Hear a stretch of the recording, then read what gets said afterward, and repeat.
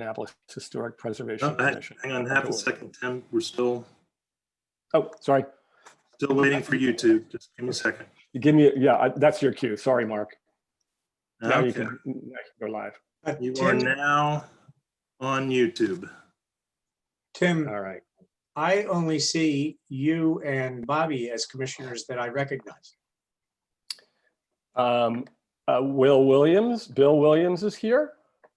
Oh, I don't see him on my screen. Yes, so you, me, Bobby, and Will are here. Bill are here. Yeah, okay, fine. I just, Well, you know, not if you want to go be seen? up in the upper, if you go in the upper right, you go to the gallery view, you'll see a whole Brady Actually, Bunch version. he won't show up unless he activates his video. Yeah, there you go. I don't care if he does or not. I don't think that's important. I just didn't see a quorum, so that's the only reason I There he is. You talking about me? Yeah. So there you go. All right. So are we on? Are we good live now, Mark? You are good to go. All right. Very good. Well, again, a quorum being present, this meeting of the Annapolis Historic Preservation Commission shall come to order. This commission operates pursuant to the land use article of the annotated code of the state of Maryland. Local authority for the commission is derived from Municipal Code of the City of Annapolis, Chapter 21, Section 56. The purpose of the HPC is to preserve sites, structures, districts of historical, cultural, archaeological, architectural significance. Requirements for serving on the commission are detailed in Chapter 21, Section 8.06. The HPC operates pursuant to the State of Maryland Open Meetings Act, and therefore no pending application shall be discussed among or between commissioners outside the public hearing to determine the disposition of an application. So with us on the call tonight, we have Commissioners Bill Williams, a lifelong resident of the city and a practicing architect in Annapolis. Bobby Collins had a 20-year career at the Naval Academy Alumni Association, including oversight of 3 historic properties, including Ogle Hall. Will Scott had a 30-year career with the National Gallery of Art, as well as 30 years on the Annapolis Planning Commission. And my name is Tim Leahy. I'm the chair. I have extensive experience in the construction management area and a degree in architecture. Now, I've learned something I need to go back and ask each of you to say here. So, Bill, present. Bobby? Present. Will? Present. And I am here. All right. Mr. Chair, if I may interrupt for a moment, I have a Jason that has joined us in the queue. Do we know who is Jason? Yeah, I work for Bohan Contracting on 3 Cathedral. Okay, we didn't have you on the list, but you'll remain as an attendee until it comes time for you to present. Okay. Thank you. And now I see Kim Finch is here as well. Hello, Kim. Hello, Tim. Sorry to be late. No, you're right on time. Kim is a landscape architect with 30 years experience in the field. So Kim, just say you are present. Present. Great. Now, we also joining us tonight, we have staff, Roberta Lehner, our Chief of Historic Preservation, has extensive experience in preservation with 18 years with Colonial Williamsburg, and also served in Virginia's State Historic Preservation Office. With us Present. tonight also is John Tower, Assistant Chief. John is extremely skilled in construction of historic properties in Annapolis and beyond. Also, Joelle Braithwaite is representing the Office of Law with us tonight, and Cheryl Wood is also here as also representing the Office of Law as our dedicated legal counsel as we need it. Our Our recorder is Ms. Tammy Hook, who is probably the most important person here because she is somehow keeping the wheels turning as we go through this period of recording everything in a completely different way than we ever did before. So thank you, Tammy. All right. So that is covering our second item on the agenda. The next item on the agenda is actually not on the agenda, but what we do as a commission, for those of you who have not been to a HPC meeting before, we actually ask you to, we require you to swear an oath to testify. And we do this en masse. So when you're in the room in City Hall, we all ask you to kind of get up and raise your right hand. But so at this point, you're just going to need to verbally agree to what I'm going to say. It includes applicants, staff, consultants, members of the public who seek to enter their comments regarding any applications which will be heard at this public meeting. If you intend to testify, please raise your right hand or just wave, I guess. Most of you are not on camera, so so Roberta can raise her right hand. And after me, do affirm that under the penalties of perjury, that the testimony given and the statements you shall make are true to the best of your information, knowledge, and belief. For those applicants out there, please just respond by saying, I do. I do. I do. I do. It's one of the things it doesn't really work on, but it's important because of our rules require that testimony. All right. Next on the agenda is announcements. Roberta? I don't have any announcements. All righty.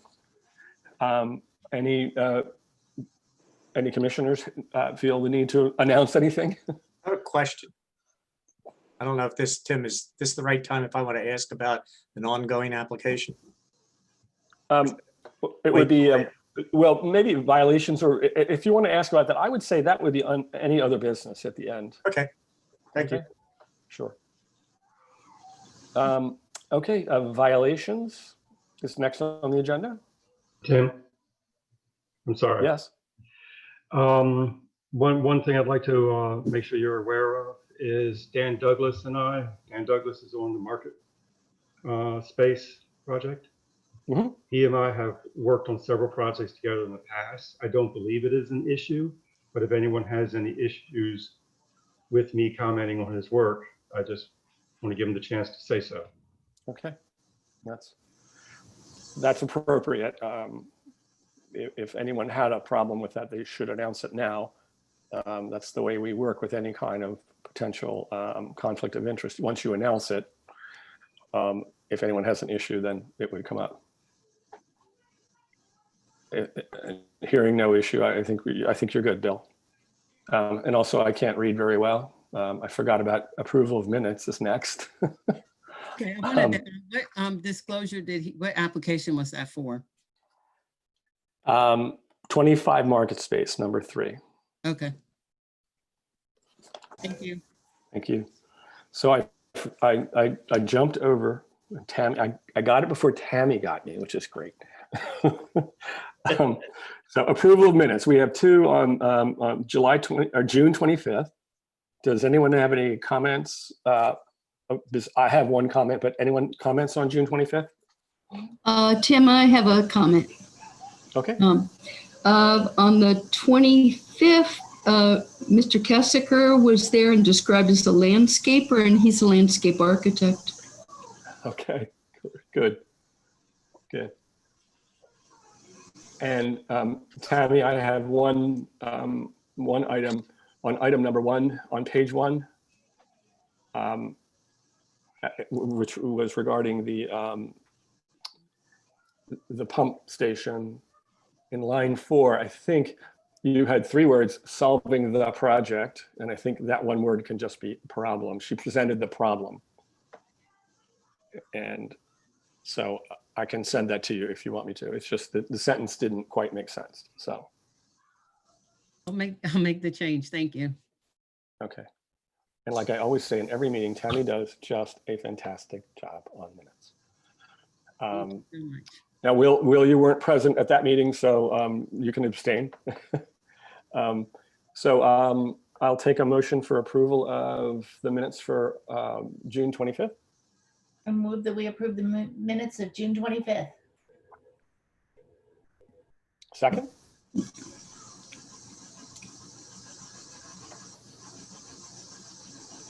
Kim, can you second? I'm sorry. Yes, I'll second. Okay, all in favor? Aye. Aye. Aye. All opposed? Abstain? Okay, Bill abstains. All right. The minutes for July 14th. Any comments or changes? Okay, I'll take a motion to approve the minutes for July 14th. I move that we approve the minutes of July 14th. Okay, I second the motion. all right. All in favor?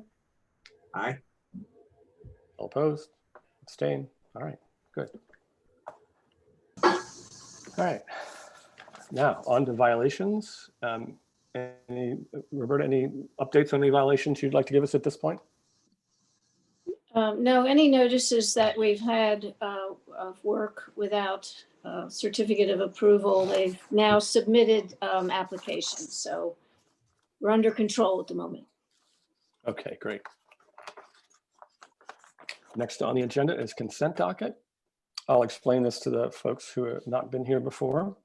The consent docket is designed to expedite certain applications before the commission. In order to be considered for the consent docket, the application must have received recommendations for approval with minor conditions from all of the city staff and the commission's technical advisors. Also, there needs to be no public opposition to the application. If an application is approved on the consent docket, the application does not need to further testify this evening and you're free to go. But remember, you still need to obtain the necessary permits from the city, and please remove those big white signs from the front of your property. Tonight, there are 3 applications on the consent docket. Number 3, 25 Market Space. Number 4, 82 Duke of Gloucester, and number 4, 82 Duke of Gloucester, and number 5, 175, 177 Green Street. Some of these have conditions, so I'll go through them one at a time. Is there someone here from 25 Market Space, the Market House? Yes, that's me, Dan Douglas. All right. I'm going to try and read, try and find. Do you want me to read the Okay. conditions? I'm looking for the conditions. Yes, I just want you to acknowledge the conditions that were placed on this application that we need to put in the record. Sorry, I thought I loaded all this.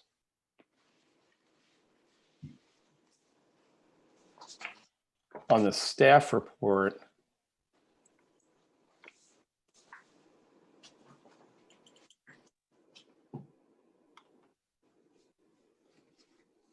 sorry, it's just I'm almost there.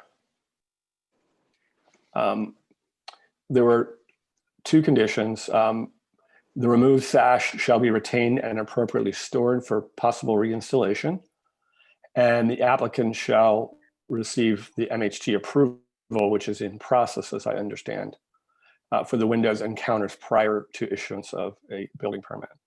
Do you agree with these conditions? Me, Dan? Yes, I do. Okay, great. Thank you. There were no conditions on Duke of Gloucester, 82, 175 Green Street. There were conditions. Go back there.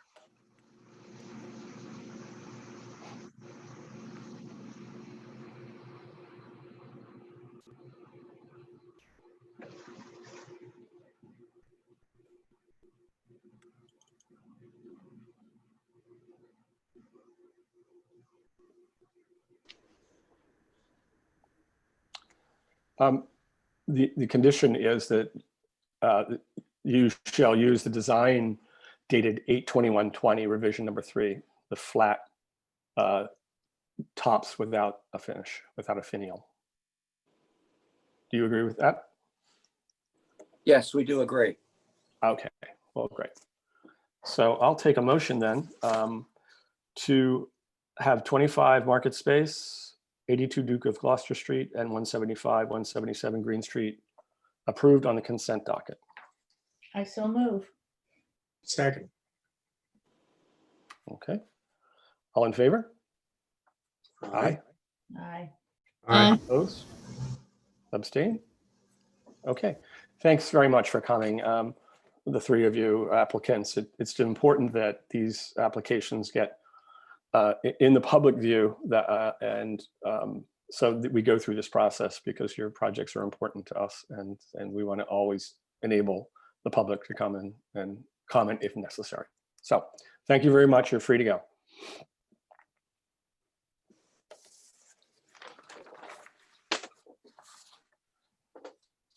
Okay.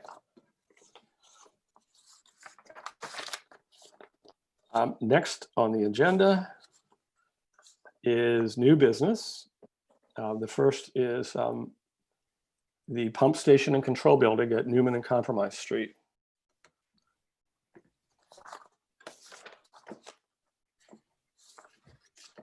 So if you need to tee up anything, meanwhile, I'll ask the commissioners who did site visits on this site, on this project. Kim did. Kim did? Okay, and Bill, Tim, and Bobby also did. And Will. And Will, sorry, Will. Kind of hard not to visit that. Exactly, we drive by it on a routine basis. Okay, so we need to accept, Tammy, multiple items into the record. So I have, and you might have already done this, Tammy, so just correct me if I'm wrong. The application is A.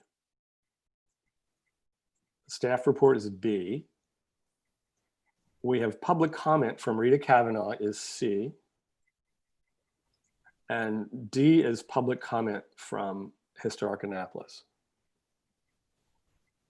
Okay, so I do have the application as actually this is the way I have it. Let me unmute myself. Am I okay? I'm good. Yeah, we can hear you. I have the staff report as A. I have it looks like B would be Ed Masick letter, which includes the application and all the other attachments. And it's 350 pages, right? Right. Yes. Okay. And then I have C as the AECOM stormwater and flood mitigation report. That's dated. All right, it was a separate. Right. Okay. B is the stormwater and flood mitigation plan, phase 1 dated 7/2. And then E, I have notice of public hearing. Now, the Rita Kavanaugh, I'm looking at her as just being at the podium. So I put her in the public, as speaking in the public table. So she is in the minutes, but her testimony. It's not an exhibit. It won't be an exhibit. Okay. And neither will historic. Okay, so they're in the minutes. And so, but I do have a question though. Is Historic Annapolis, I have her as being for application number 2 and not number 1. They're 1, 2, and 6. Okay, so did she testify on all 3? Yes. Okay, I didn't get her testimony, but I'll put it in there. Thank you. Is it dated for today? Yes. All right, thank you. Thank you. All right. So over to the applicant. Tell us what you'd like to hear. And in the interest of time, one of the really positive things, we've seen this project for multiple years now, and it's been a wonderful cooperation between the city and all of the numbers of organizations that need to participate. So we have seen this multiple times, and I know you have a great presentation, but in the interest of time, if you just move us along. So thank you. Go ahead. Ed. Okay. Thanks, Ed. My name is Sam Bryce. I'm the chief Oh, of the Sam's Bureau of back. Engineering Okay. Chief of the Bureau of Engineering and Construction of the Department of Public Works. With me is Scott Seibel, who's a senior archaeologist and cultural resources department manager with AECOM. Romain Kessinger, the landscape architect with AECOM, and Ed Masick, principal with the local architectural firm of Wheeler, Goodman, and Masick. Next.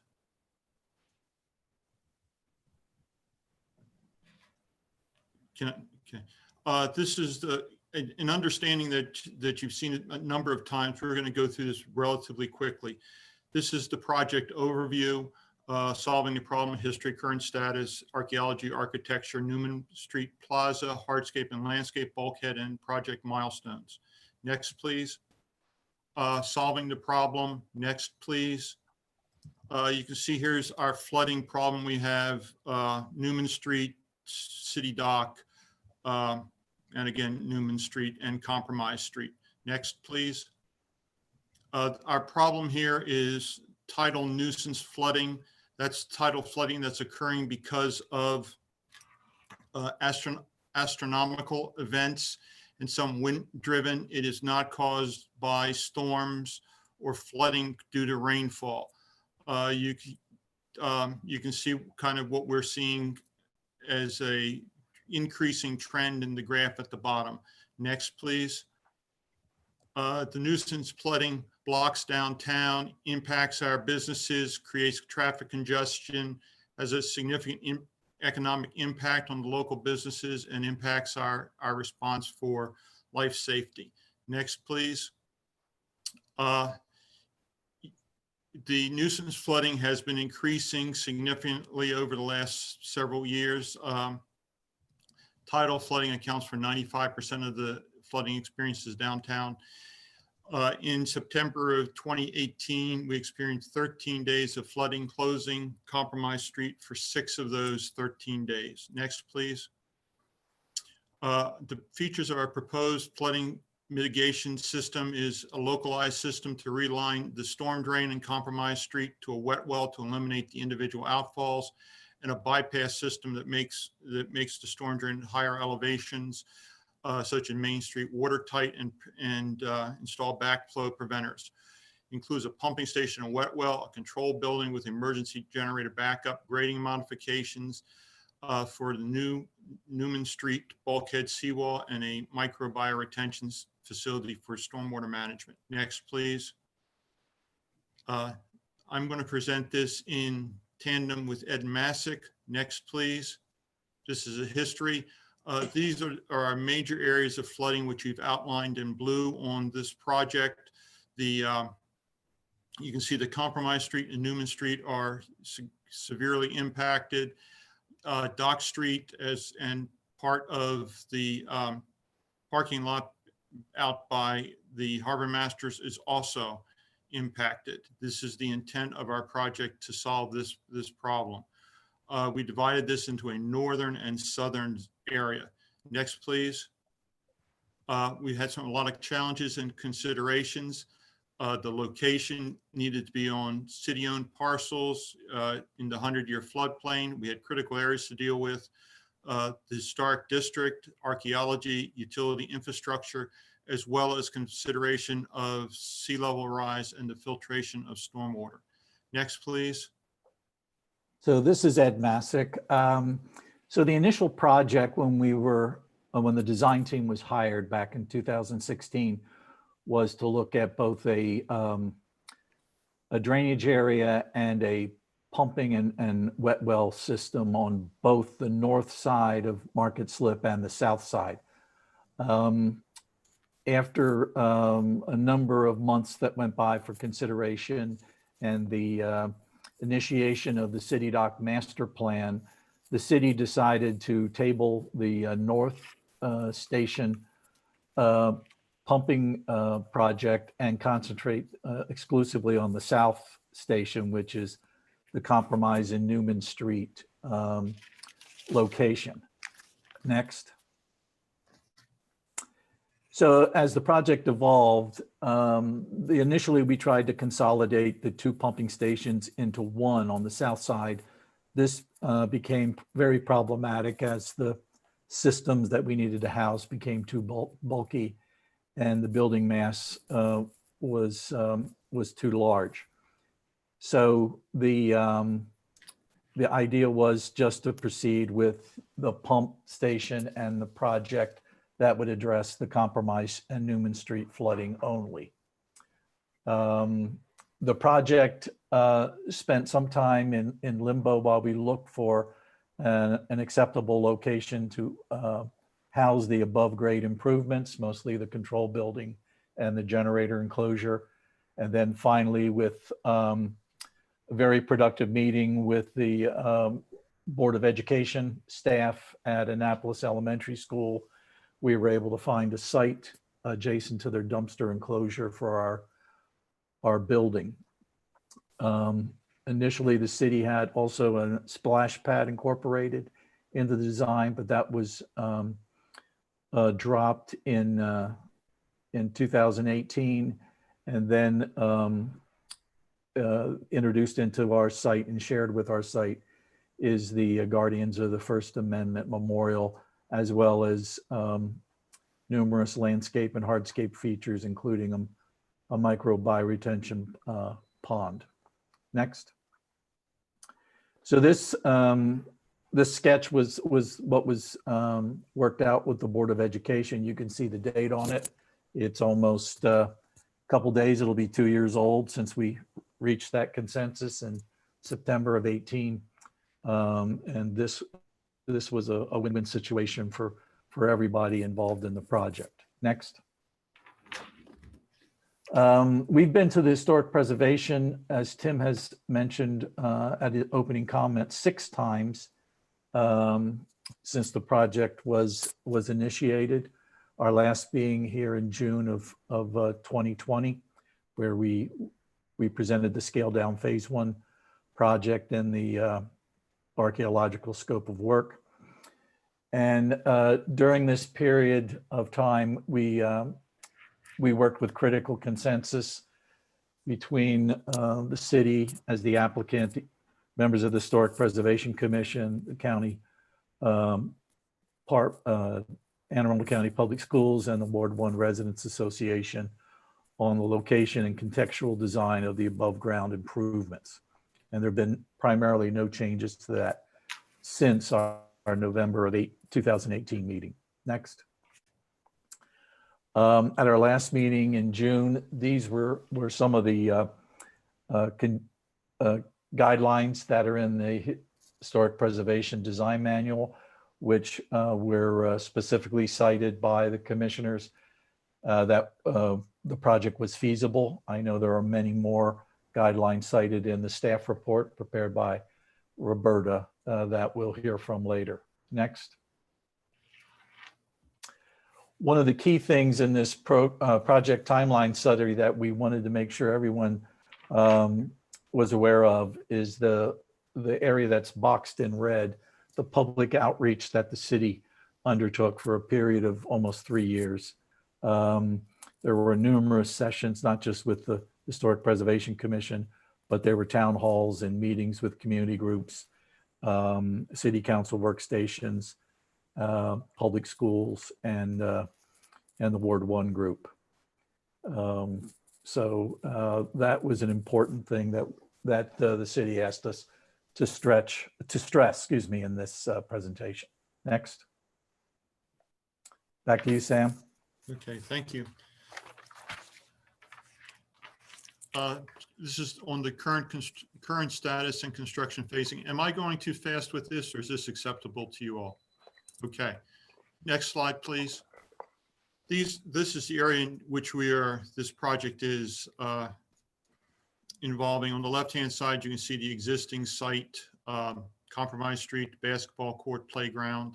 On the right-hand side, you see the general area of the improvements, the pumping out Newman Street to City Dock, the location of pumping station, and the buildings and the generator building. Next slide, please.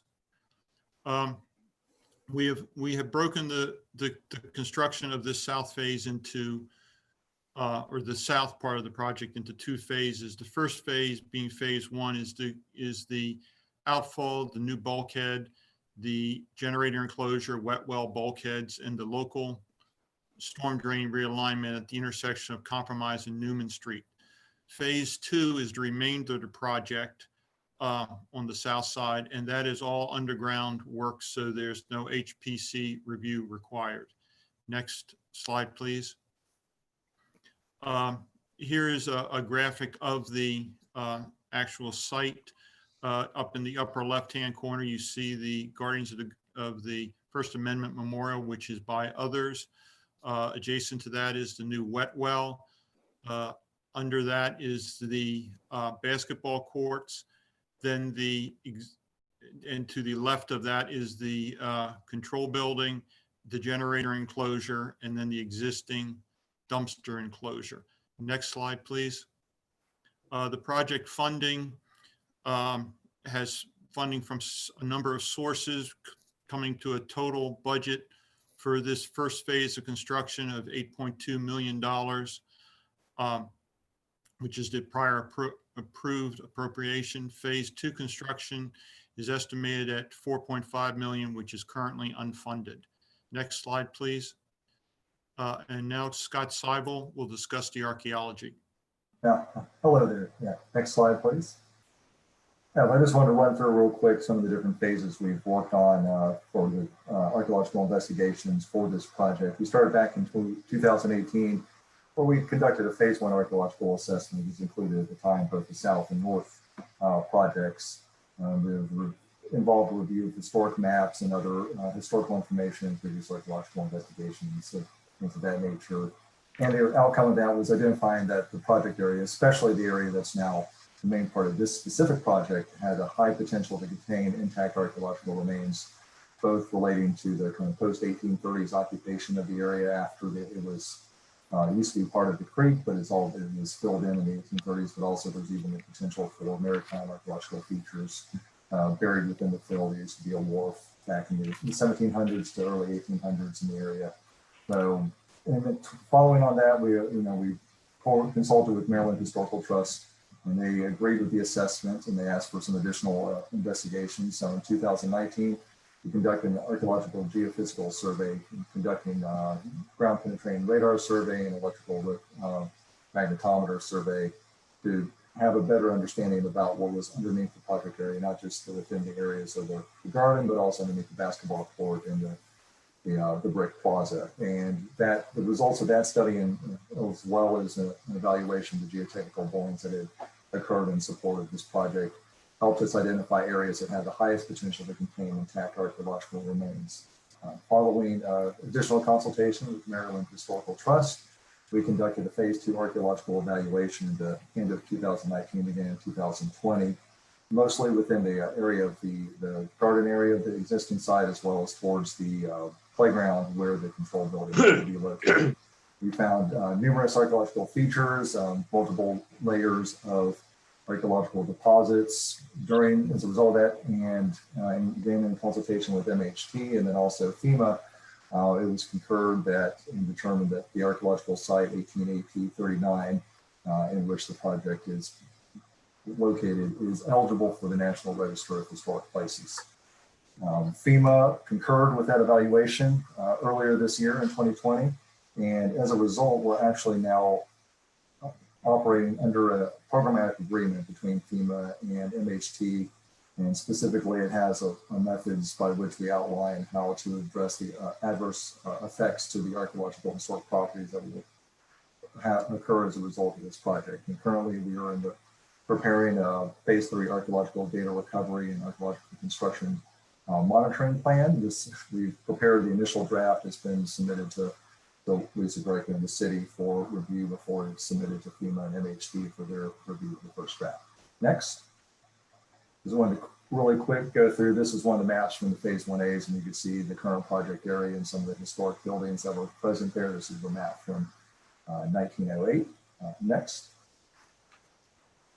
This is one of the geophysical survey maps from the GPR survey, and you can see areas within the project area where there's the yellows and reds, and those are areas of high radar returns. And those also correlate with areas where we found archaeological deposits. You can see kind of on the right side of that map where there's just a lot of dark blue, and that's kind of funny and Compromise and Newman Street. That's the area where the wet well is going to be located. And that area actually, for at least in the post-1830s deposits, appears to have a pretty low potential. It looks like that area was cleared pretty significantly before the brick plaza was put in. And so we're not going to be performing any archaeological data recovery work within that portion of the project. That would be archaeological construction monitoring for potential maritime features. Next.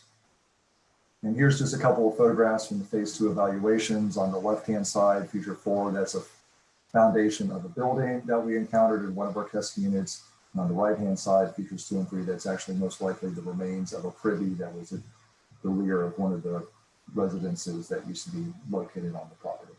And next.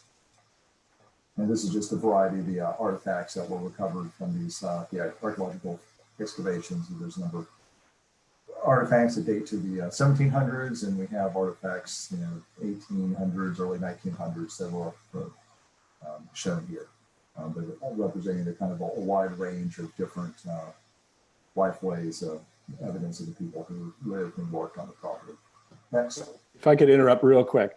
Certainly. I think all of us agree this is fantastic stuff. And these artifacts that you found, how is the city storing them right now? And in later? Yeah, right now they're temporarily stored in the AECOM laboratories that we have in Gaithersburg. We actually have collections from lots of different projects that are temporarily curated at our facility. And eventually all of this will be curated with Maryland Archaeological and Conservation Laboratory. In the MAC lab? Yeah, in the MAC lab at the Jefferson Henderson Museum. Well, we all agree. I think this is something for interpretation in the future. So. There's some, as you can see from this project, this figure, especially the ones on the right, on the left-hand side, we have slate pencils, doll heads, medicine bottles, a variety of keys. There's just an extremely wide range of personal domestic items that have been recovered from the site to date. Next. And I think this is just a kind of final map just showing the idea. The area in blue is the area where we are proposing to do archaeological data recovery work. A lot of that is going to be mostly mechanical stripping of the overlaying fill so we can get down to the archaeological features and the significant archaeological deposits. We'll have some areas in there that there's trees and some features that we'll have to avoid during that work, but that's the main area where the phase 3 archaeological data recovery will occur. The light brown areas are areas that will conduct archaeological construction monitoring during construction. And yeah, one thing I'll just note right here, you can see we have the memorial highlighted on this figure. And obviously we're going to have to time the data recovery work that we conduct here to clear that portion of the site first. So we could allow the construction, the land clearing to proceed at that location to help keep that project on track, but it's not specifically related directly to this project that we're presenting on today. But I've been asked to make sure that was clear, that there is a relationship between the archaeological work and the freedom of the press memorial. And next. And that's it for me, and I'll pass it on to Ed.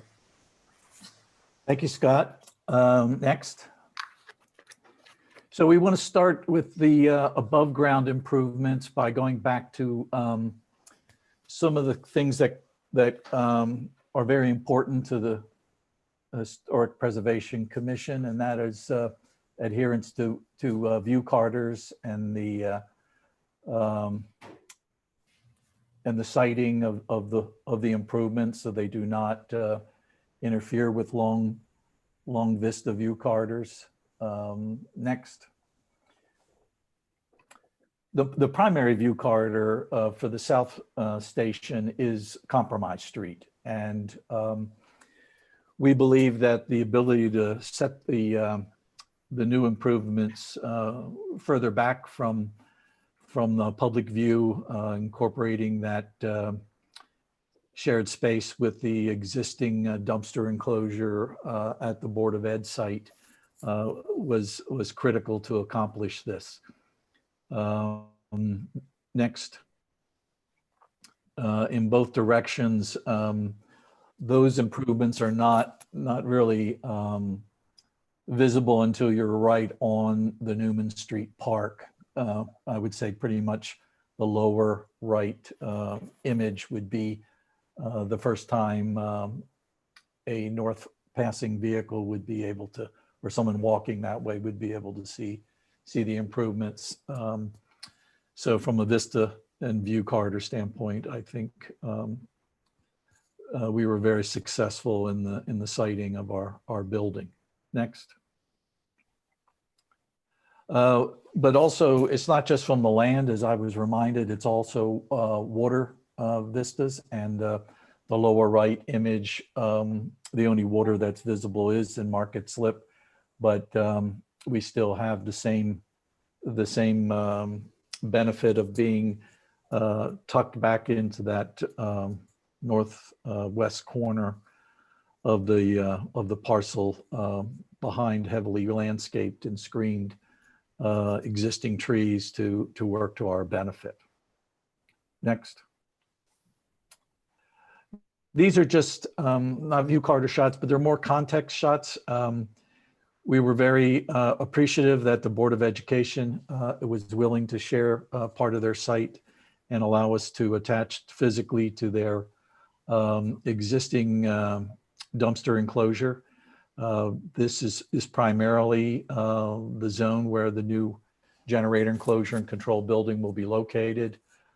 This is also the path that all the new utilities will follow coming into those structures. I'm probably standing approximately on the new incoming BG&E duct bank that'll come in perpendicular to Compromise Street, as well as the natural gas feed from which will be buried from BG&E coming into the site. That brown post you see on this side of it is approximate location of the BG&E transformer. We'll see that later in a couple of plan views, but just to give you an idea, we were able to pull the BG&E transformer, which I know is an important visual encroachment for the commissioners, as far back from the site, and screen it as well as possible for this project. Next. Even though this is a dumpster enclosure, it was an unbelievably well executed dumpster enclosure. And I think that and some of the other masonry treatments on this Annapolis Elementary School site is a credit to the commissioners who were active when this application came through. This is some beautiful masonry work, and we are going to and to the county too. Yes, right. They were willing to work with us. But this just gives you an idea of the richness of the palette that we have to work with. This is, I think there's 4 different brick blends here: active, headers, and water table, and other field masonry units laid up in Flemish bond that we're going to replicate in our enclosure for our control building and generator. Next. And this again just carries on. This is the context that because we're physically attaching to the dumpster, we really related strongly to the Annapolis Elementary School palette of materials. And these are the things that, not just for the control building and the generator enclosure, but it's the treatment we're going to use for the landscape walls and the copings, and whether they're 12 feet in the air or whether they're going to be used to as potential seating. So this motif and this palette of materials are going to be introduced in wide variety through our project. And I believe when you hear about the memorial, they're also going to use the same brickwork in a potentially different organization. Next. So the design approach for designing a control building, it's my first control building out of a 40-year career. So it was, it's basically there to house electrical switchgear and telemetry and operational controls for these massive underground pumps that push water back, that we collect on the street and push it back into Market Slip. It needs, because it's a mission critical facility, it needs a standby natural gas fired generator. That generator will be sound attenuated. We have a sound at the direction of the city. There's a special enclosure that'll come with this generator that wraps it in a sound attenuating enclosure to limit noise when it's in use. The facility has to be in very close proximity to the underground wet well because for maintenance purposes, you're moving back and forth, calibrating items between the wet well and the control building. It's primarily reinforced concrete and masonry to withstand the, because it's in harm's way, to withstand the force of rising floodwaters. It's a secure enclosure, not just to protect it from floods, but because of the mission critical equipment that's inside, we're protecting the city's investment here by building essentially a bunker type of building. It's devoid of windows and only has 2 openings, two man doors for access. It needs routine nearby vehicle access for maintenance vehicles, and also for emergency use if something goes wrong with the generator during an event. Workers need to be able to come directly to that facility, and we are able to achieve that through the Board of Education parking lot. The building is not going to be occupied except for periodic routine maintenance. And I think the most important thing is the finished floor of the building has to be 3 feet above the flood elevation, which is 5 at this location. So our finished floor elevation is set at 8. 3 plus 5 gets us to a finished floor elevation of 8. Next. So using this beautiful key plan that will remain prepared, we see in the boxed area in red how the generator enclosure control building and the dumpster enclosure are all nested together in the northwest corner of the site. This is as far out of view as we can make it. I will tell you that in executing this project, the playground will be largely untouched by this project, which was a key factor in the negotiations with the community. We have along the left side, we can see noted there the BG&E transformer location, and that stand of oaks that'll remain. That's primarily where the underground utilities will come in, just to the left side of the new memorial, which will get in concurrent with the memorial construction to avoid any disturbance to that once it's completed and dedicated. Next. The other thing that many commissioners asked about in the last couple of years that we've been presenting to you is that to bring in new context for this project. Now, obviously, with the context that we have, that's the strongest is the dumpster enclosure that exists. It's been there for about 7 or 8 years. Some of the context was actually in for application review when we started this project, and now finished ahead of us. And this is right across Newman Street from our site. This is St. Mary's Street condo garage, which has a context of a height above grade of about 12 foot 2 inches. Next.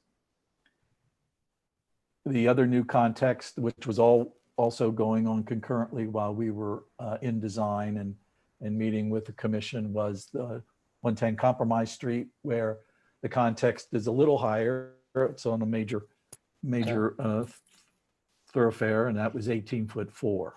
So if we go to the next slide, we can see how that works in our favor. The existing site is above, and our enclosure there that you see in the lower right, we have a height on the basketball court side of 15 foot 10 inches plus or minus.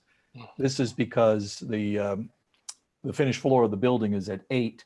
The finished floor of the basketball court is at 4.6. So we have to come up several feet just to get to the finished floor. And then from there, it's 12 feet to the top of the dumpster, which also works as our control for our roof lines and parapets for our building. Next. Hey, Ed, if I could interrupt real quick. This is fantastic stuff. We have a long agenda tonight. I'm not. I know. We value everything you do, and so if you could just we're now going at 8 o'clock. So if we can move along, I'd really appreciate it. I will. So this is the back side, which really isn't the back, but it's the Board of Ed side. And you can see where our datum here is at 12'8". Next. So we're going to match up the palette of the brickwork. This building is not that old, so we're fortunate to be able to find the masonry that'll work. Next. Palette of materials, I think you've seen most of those. I'll just point out the paint colors and the roof. We have a standing seam metal roof over the control building, which will be a low sloped standing seam metal anglet roof finished in black. Next. Lighting, we have 2 light fixtures, one over the man door into the control room, one over the enclosure access to the generator. Those will be dark sky friendly and comply with the conditions in the staff report for color correctness. Next. Here you can see the transformer, the little box with the T in the middle. That's as far back from the street that we could get it with BG&E. Next.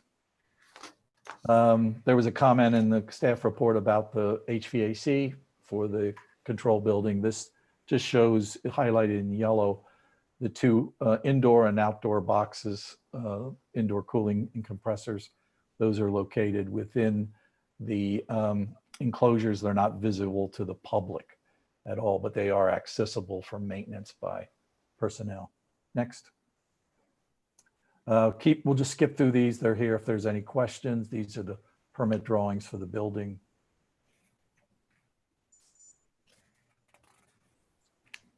And Romain, you're up. Thank you. Next. The primary area of the hardscape and landscape is outlined in red. Along Compromise Street, we're going to reconstruct the sidewalk and the brick paver border along Compromise to match existing. And then sidewalks into the park will be concrete also matching existing.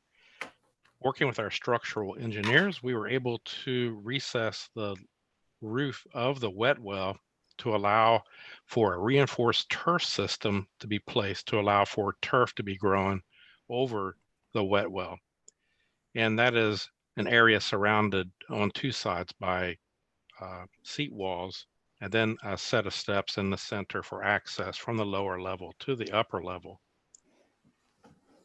The basketball court will also be reconstructed after it's used as a staging area and because of the trenching that occurs in it for utility installation.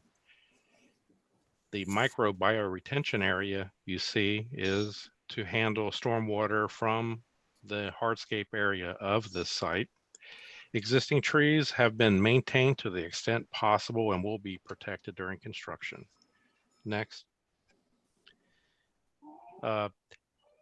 Lower left gives an example of the reinforced turf that's being used. This will allow for events and public use on the turf area without major wear on the turf. That this will handle loads for any type of event that would be held.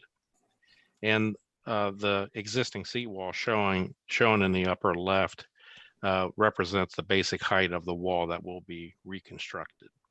Next. Handrails on the steps will be context sensitive to the vicinity. Next. The landscape plan schedule that will be used has a list of native species, and next, shown by some photos of the various species that will be implemented. Next, the microbial will also use native species, and all the plants selected address critical area commission requirements, the city's landscape manual requirements. Next, and this shows a variety of the species selected for the site for the microbial retention. Next, and next. And that should finish that up. Thank you. Okay, this is regarding the bulkhead, which is being placed at the end of Newman Street. Next, please. Okay, the bulkhead is necessary, or actually the raising the bulkhead is necessary at the end of Newman Street because it's the lowest spot around City Dock. If we did not install the bulkhead, then the flooding would simply flood back into the streets in spite of the pumping station. It's similar to all the other bulkheads that we've constructed around City Dock, in that it's a sheet pile bulkhead with a concrete cap. The bulkhead will be tied into the adjacent properties so that the flooding will not run around the bulkhead. And next, please. And there are 3 pipes which penetrate the bulkhead, which will serve as the outlet for the 3 pumps that are back in the pumping station.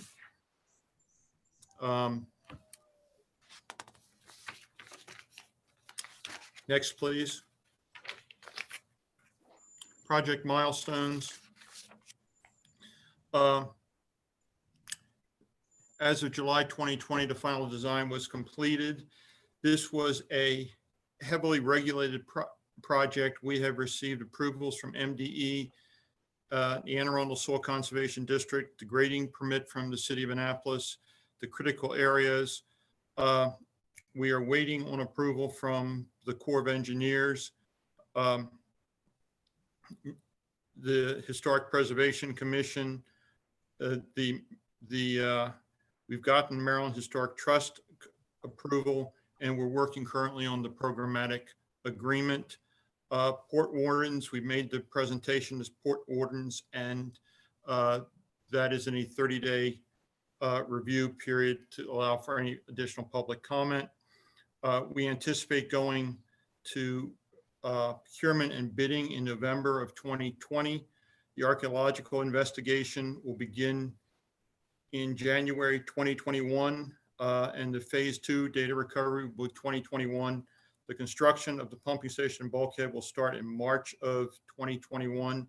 The Guardians of the First Amendment Memorial dedication is June 26, 2021. Phase 2 submittal is this month, and the permitting, procurement, and bidding will be determined. I would like, next slide, please. I would like to thank you for your interest in this project and the time you have spent and the guidance you have given us. If there are any questions, feel free to ask those now. Thank you very much. All right, thanks very much. This is a great, important project for the whole city.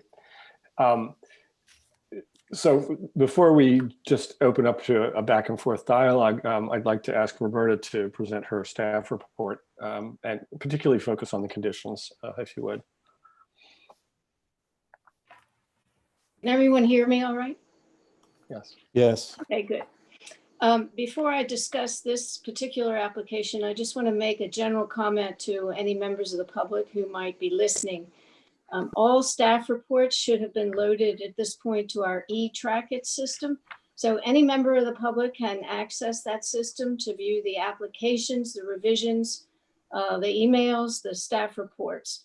And so if you want to look at a full staff report there, those provide a synopsis of the project and also our analysis of the project as it relates to the guidelines. So if you don't want to read everything related to a project, you can dive straight into the staff report. Now, regarding the stormwater and flood mitigation project, this was reviewed under strict standards for its archaeological resources. And as we've mentioned, with 6 pre-application meetings behind us, we're pleased with the progression of the design and the location of the control building and how it's associated with its generator enclosure and also the transformer on that side of the property tucked back. There are, as Sam mentioned, other reviews still to take place. So changes at that point, if they're required, can be reviewed either by staff or if they're substantial, brought before the commission. And so I will jump to the last page of my report. And just to mention that this project has been analyzed and meets 24 guidelines. So that's a lot of them. Could be a record. Yeah. And so some of the things we've asked for, we are always concerned about brickwork and masonry. So we were asking for sample panels and also a site visit as work commences so that we can ensure that the masonry techniques are meeting our guidelines. We also still need some specifications and cut sheets for those openings that are over the wet well, that would be the veneer covering over the hatches for the personnel and the aggregate that's over the sump pump access. We're also asking that the stone that is removed from the wall that is parallel to the school parking lot be temporarily stored. And then we will also want to make sure that masonry is going to meet our guidelines. So again, we want to have a site visit. As Ed mentioned, we're asking for the minimal CCT, the color correcting temperature or kelvins for the control building, and that everything complies with the programmatic agreement that's being developed.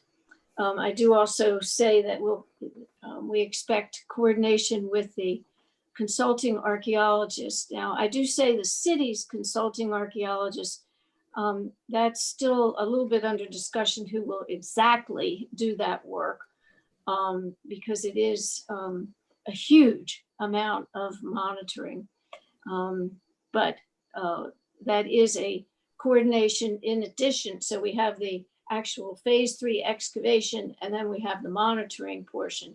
And so we want to make sure that everything is coordinated with both of those.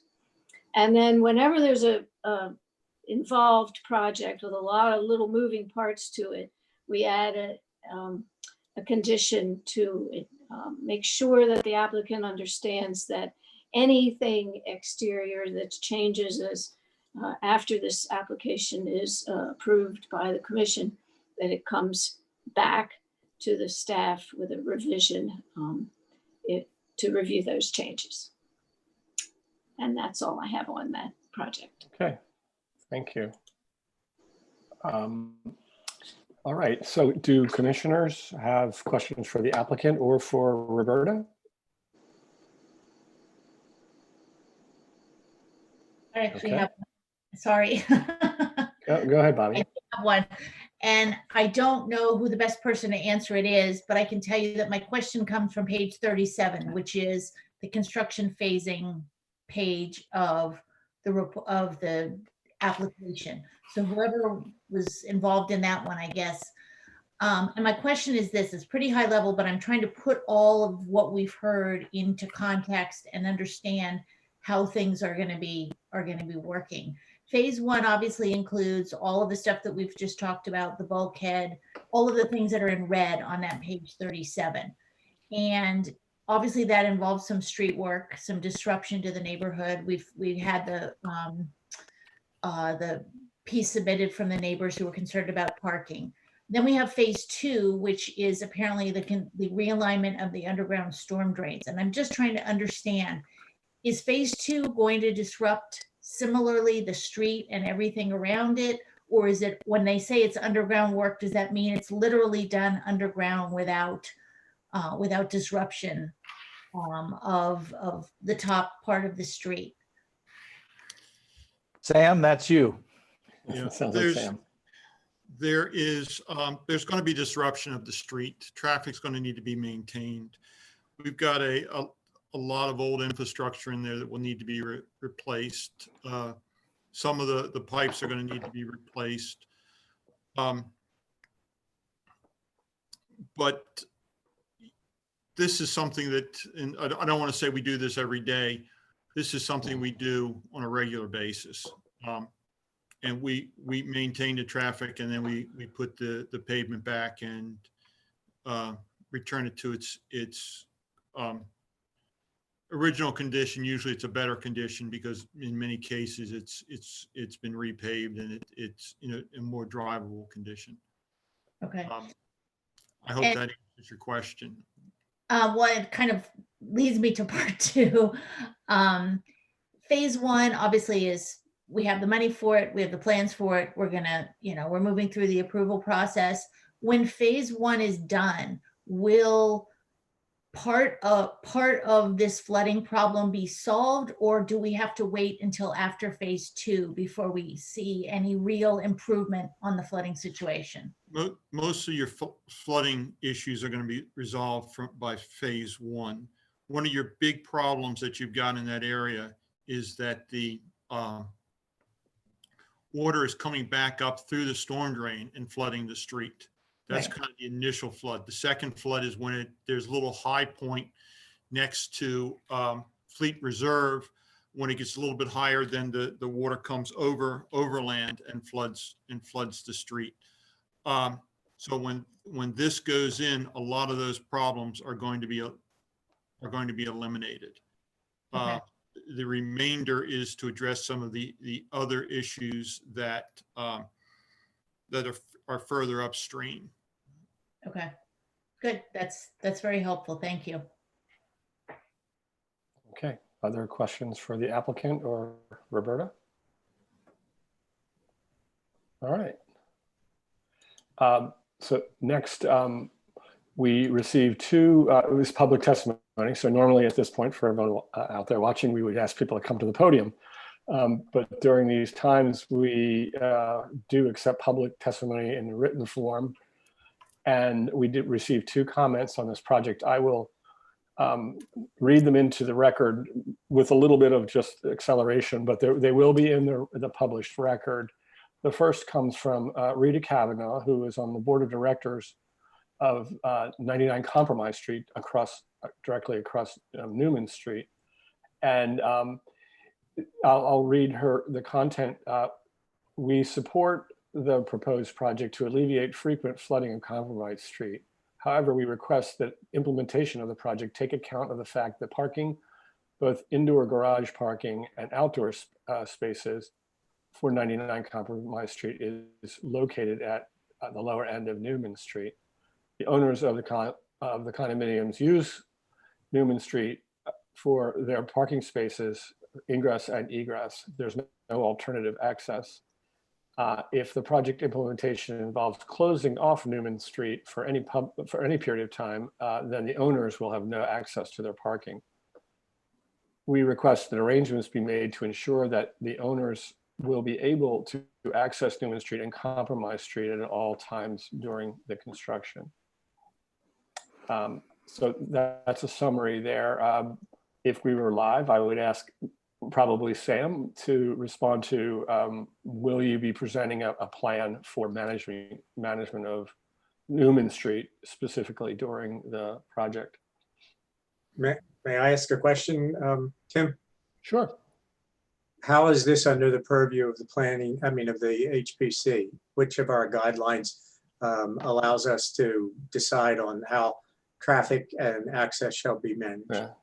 On a routine basis, I will go find it for you later, Will, but on a routine basis, a construction plan is normally asked for from any applicant for adjacent properties. And it's a relatively common. Oh, no, I don't, I think it's a very request of citizens that the city has to pay attention to.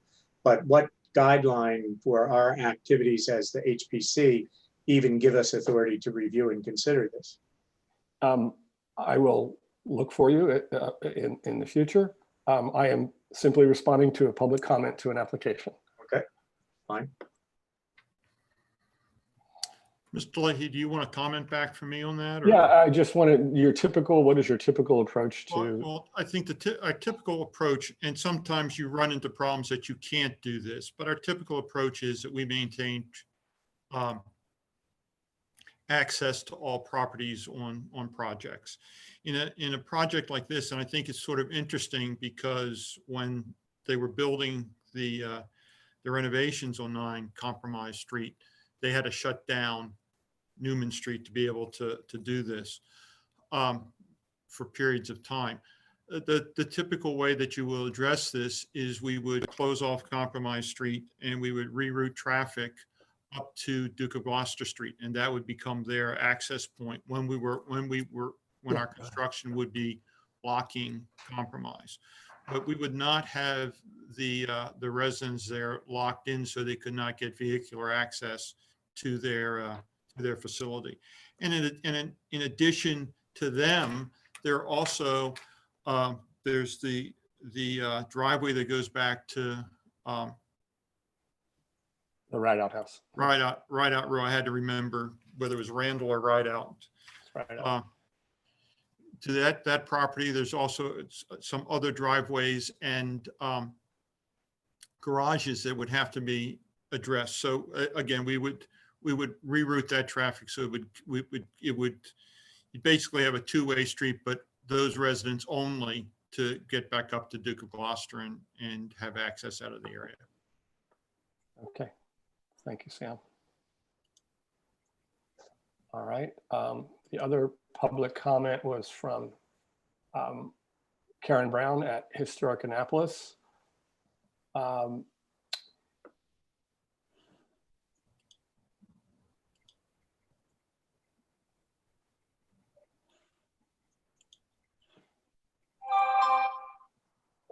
Sorry, I didn't tee that one up.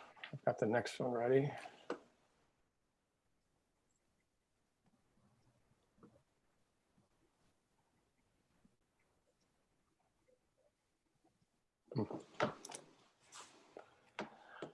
Sorry, I don't see that one.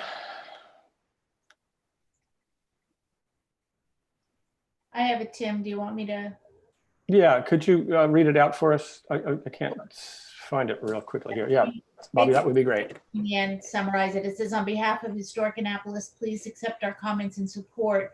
Oops, that's the wrong one. Now I don't. Yeah, I'm looking at the maybe we only, that has to do with the yeah, the memorial. The memorial.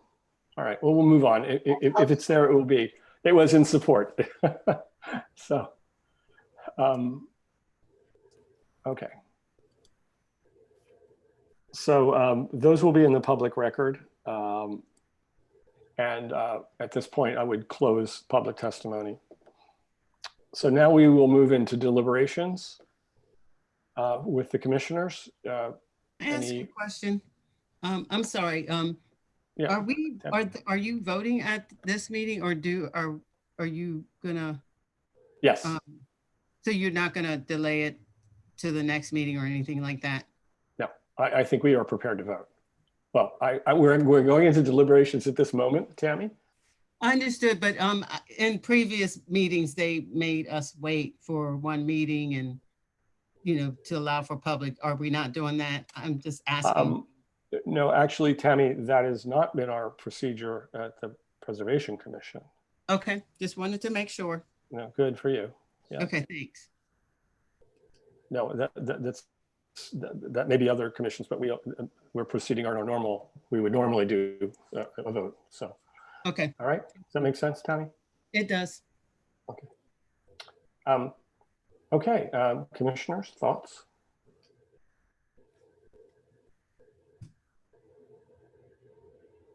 Are we ready to? Yeah, I think we've covered this pretty much in depth because we've had the benefit of so many pre-applications. Yes, I agree. All right, then I will take a motion.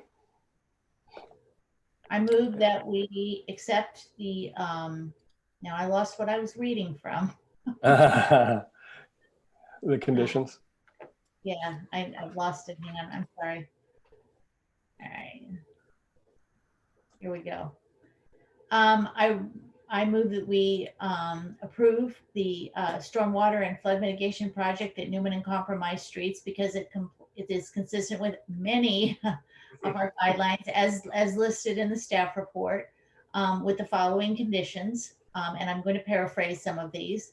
The applicant shall provide a masonry sample for the enclosures in the seating wall. They shall arrange for a site visit as work commences to ensure the masonry technique is appropriate and matches what was approved. The applicant shall provide specification and cut sheets for the brick veneer covering personnel hatches and for the aggregate covering the sump pump access. They shall store and reuse stone moved temporarily from the wall, as Roberta said, and arrange for a site visit as work commences to ensure the masonry techniques for the stone wall match requested. They shall have a minimum available color temperature for the LED lights that are placed on site. They shall comply with all aspects of the programmatic agreement for archaeological data recovery. They shall coordinate archaeological monitoring with the city's consulting architect, and they shall submit a revision form for staff review and approval of any exterior changes not specifically approved in this application. Second. All in favor? Aye. Aye. Aye. All opposed?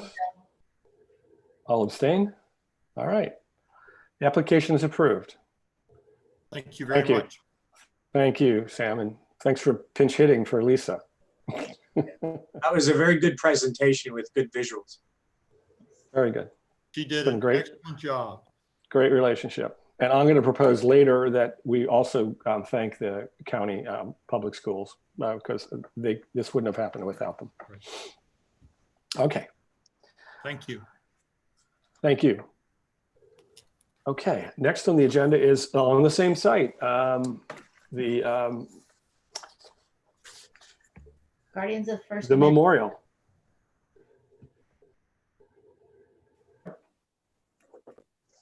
So I'll turn it over to who is presenting there for the memorial.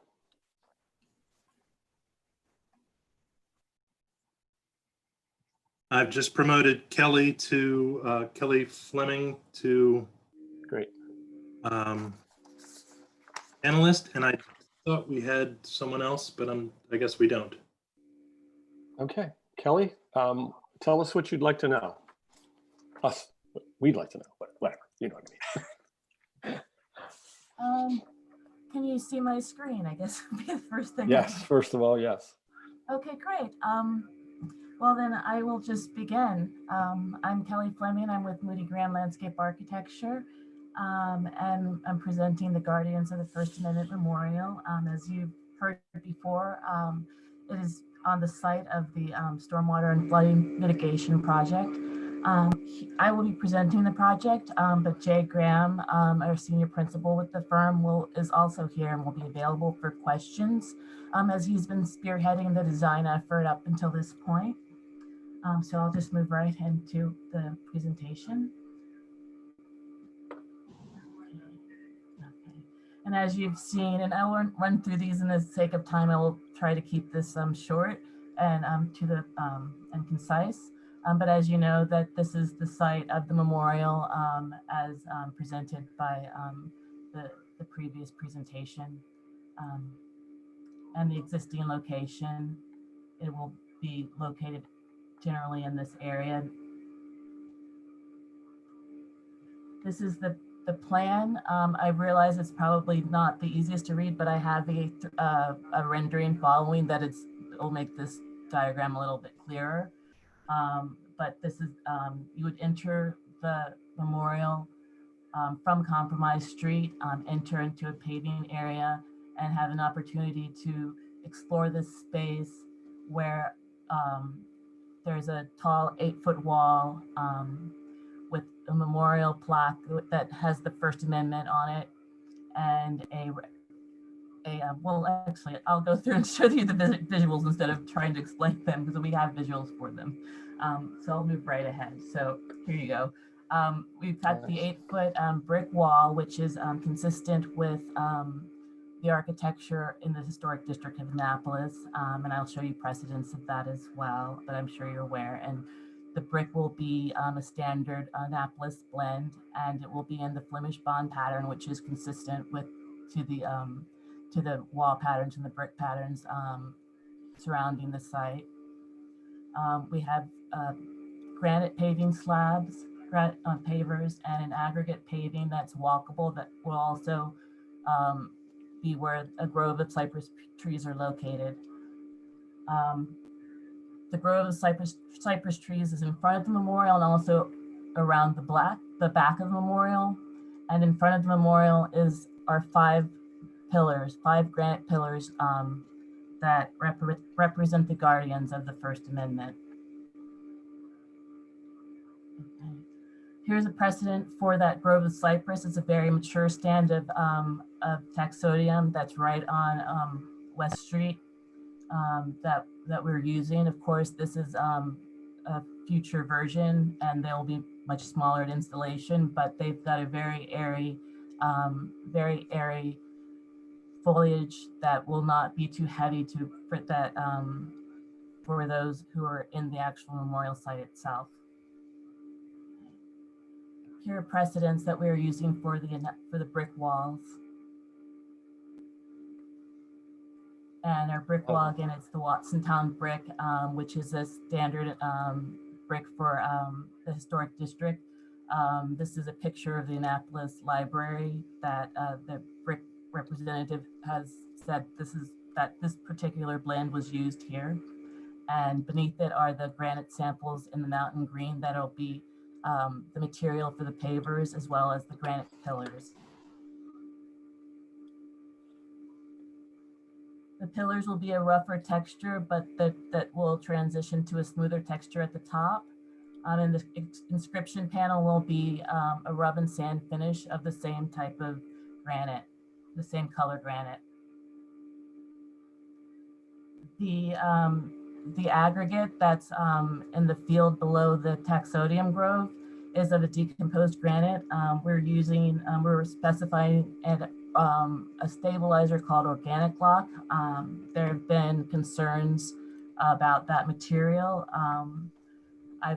There's a lot of their projects are in the Philly and New York area. And I've shown a picture of this installation in a similar type of memorial. However, the image on the right is a local installation in Washington, D.C., very recent, that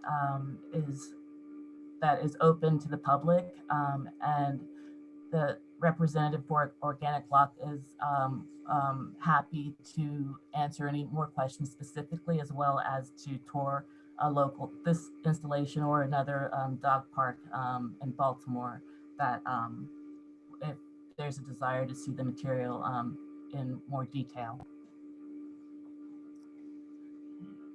This is an example of the plant palette that will be in the field surrounding the walls. It's a native plant palette that is consistent with the rain garden plantings behind it as well. We have not included lighting in our HPC submission. However, we had initially proposed some signage lighting, but could not come up with a detail that could be concealed adequately to fit the space. So we removed the lighting at this point, and we will rely on the existing street lighting to light the space in the evening. However, we anticipate resubmitting a revision, in which case we would add path lighting, and that would be the fixture, just very low, subtle lighting to light the walkway. Here are elevations of the wall and the pillars in front of the First Amendment panel, an elevation of the wall in front of the interpretive panel, as well as where the signage, the recognition signage would appear at the end of the wall unobtrusively.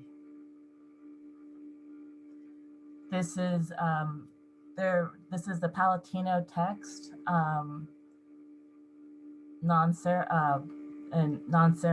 serif font, but not script for legibility. The exact point size of that font will be examined more closely, as we will be getting samples of the actual text itself prior to the final construction of this panel. The interpretive signage, as requested by the Capitol Gazette, would be a replica of the front page of the Capitol Gazette the day after the shootings. It will be reproduced in an etched bronze. So instead of the white, that would be bronze with the black. The recognition plaque on this 18 by 24 inches. Again, it's at the far end of the wall. And it's to recognize the contributors and everyone who has been a part of the project moving forward. And we have had requests from the Martin Luther King Commission, who we may, excuse me, we may come back to the commission with minor revisions to the signage for correct spelling of names.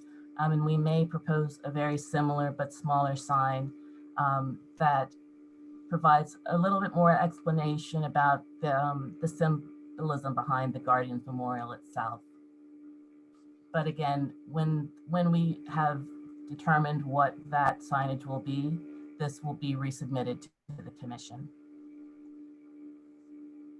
And here's our 3D rendering that shows the view coming, going towards Main Street, and also the view straight on from Compromise Street. And that's the end of my presentation, and I'm very happy to answer questions. Okay. Tell you what, just in the interest of time, let's hear Roberta's staff comments, and then we will open it up for questions, if that's okay with everyone. Roberta? I just want to mention, and perhaps you would as well, Tim, that there are 2 comments that came in. Yes, and I'll read them. Yes, I'll read them into the record when we're done. One is suggesting some corrections. Yes, exactly. So I'll read them after we're done our discussions. Okay.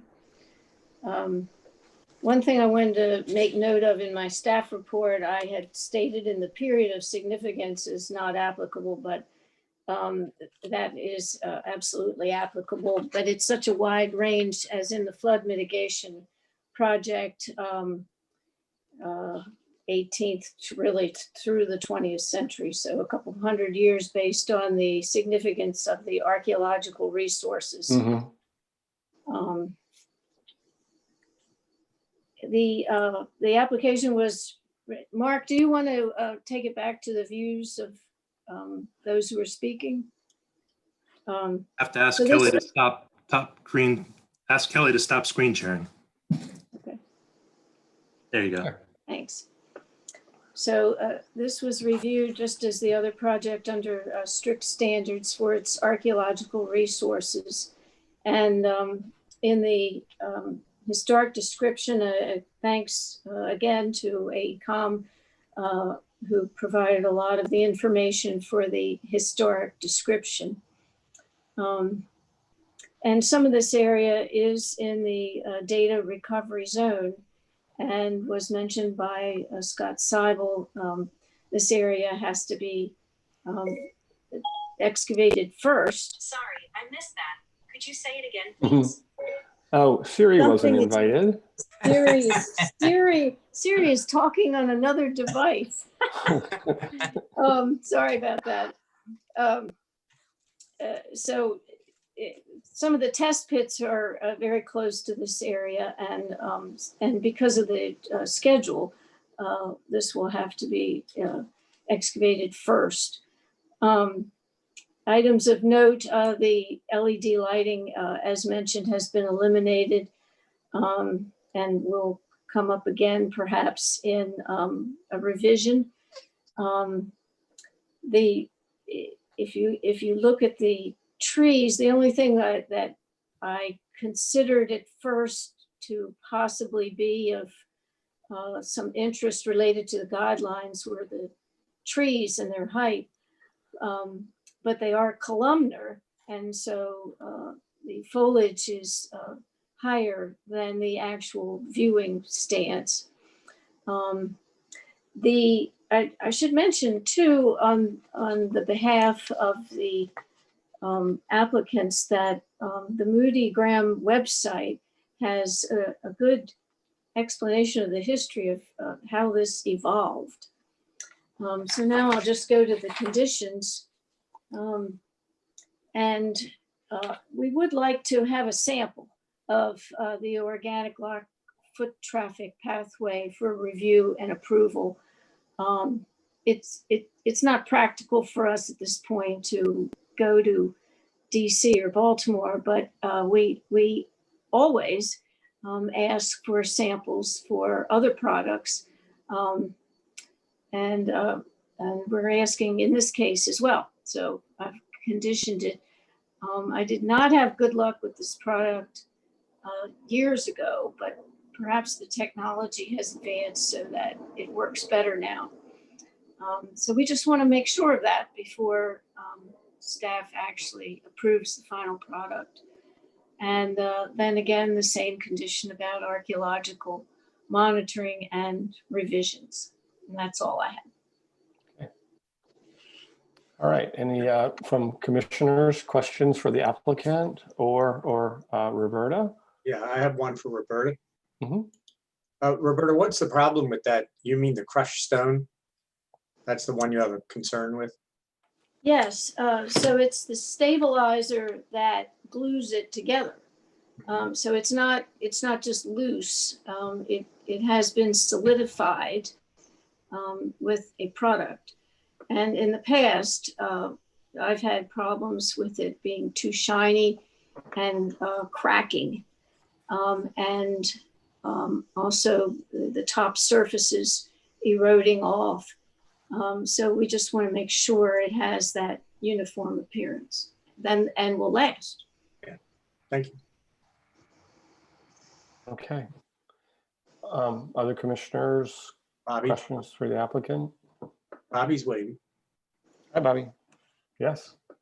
You're on mute still. I'm sorry, no, I'm unmuted now. Roberta's comment makes me have a follow-on question, which may be in the proposal, but I don't recall seeing it. Who is responsible for maintaining this site? Where's Sam? Yeah, it's the city. Yeah. Cloud of dust. Yeah, it's the city, Bobby. Okay, so if we approve it and there is a problem at a later date, we go to the city to get the problem resolved, or the city goes to itself, however that works. Yep. Yes, that's my understanding. We hope. It's a good point. There should be some kind of, this is a somewhat of a private project being sponsored on city land. So it's not under our purview, but I'm curious if there is a memo of understanding of some sort about maintenance. Yeah. So that would be an interesting thing to learn. Yes, I know that Public Works is aware of the project and has given their approval of it so far. But the maintenance agreement is something that I think I agree with, that should be something that we provide for the city to review. Yeah, that would not, I think just as a public interest, that would be useful, not something that we can dictate, but it's a good idea. All right, other questions? All right, if none, then I will move to public. Sorry, Bill, yes, sorry. You're muted, Bill. Didn't want to scream in there. Question is more than, it's probably outside of the purview of us. The location and shape of the wall and the height, the other side, has that been considered as much as anything for what it generally looks like other than just a brick wall? But also the fact that it's now blocking view to some degree from the public way of compromise to the basketball and the playground, and if that may not be a little bit of a safety concern. Well, I would say that the basketball court itself would be viewable from Compromise Street. The blockage would be of the area towards the parking lot in the back, and there is an existing grove of trees that would be between the that is the view from the school, between the school to the back of the wall. And we are also planting a field of natives, low ground covers that would be irrigated. Well, I understand that. I'm thinking here we have a existing dumpster corral. We've now put a pump station in. Now we're building a wall.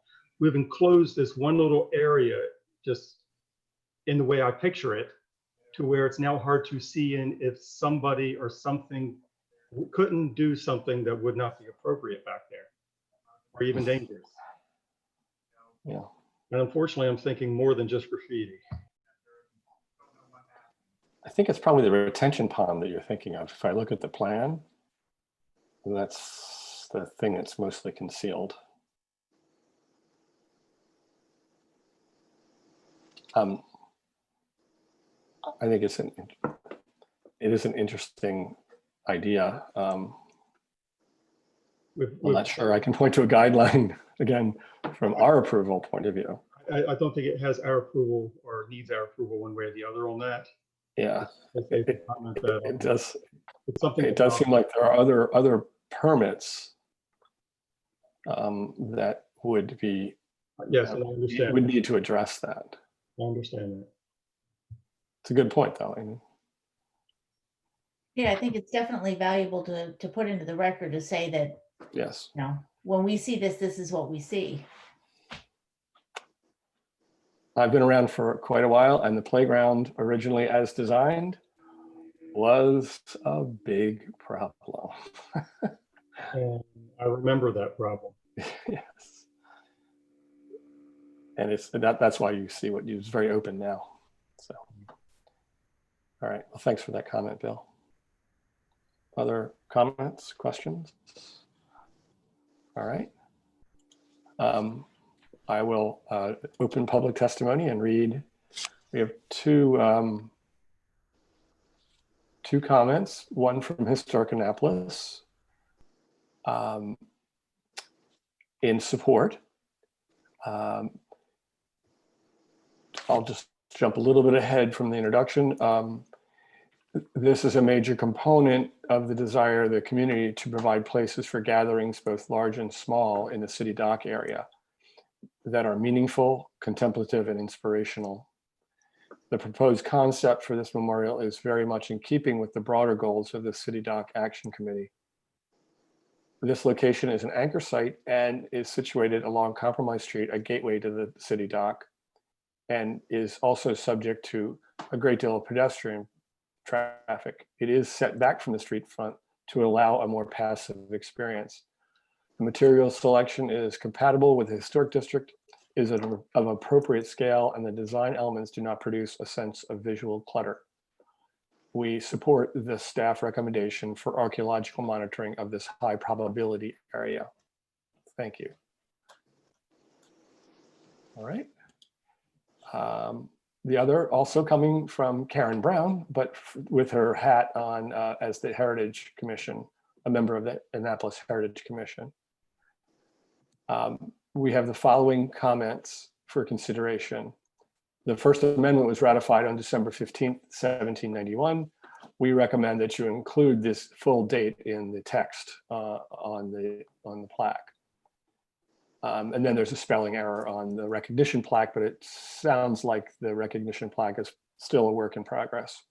But Karen did submit that, but it was signed by Robert Warden, who is the acting chair of the Annapolis Heritage Commission. Okay. So we have 2 public comments there. With that, I will close public testimony and go into deliberations for the commissioners. Comments, thoughts on this project? We don't forget, we need to put the exhibits in the record and site visits. Oh, sorry. Thank you, Tammy. All right, site visits. Jen. Yes. Dr. Okay, Scott? Will, Tim, Bobby, Bill. How about Kim? Kim? Yep, all right. And I'll put the exhibits in since I have them listed. The Exhibit A will be the public hearing application dated 7/21. Exhibit B would be the certificate of approval revision submittal form dated 8/11. Exhibit C is another revision submittal form dated 8/18. D would be staff report dated 9/1, and E would be notice of public hearing. All right, very good. Thanks, Tammy. Thank you. All right, deliberations, comments, thoughts? Fellow commissioners? Well, again, we've seen this in multiple pre-applications, and I think I agree with staff recommendations and conditions. So, all right, hearing no additional comments, I'll take a motion.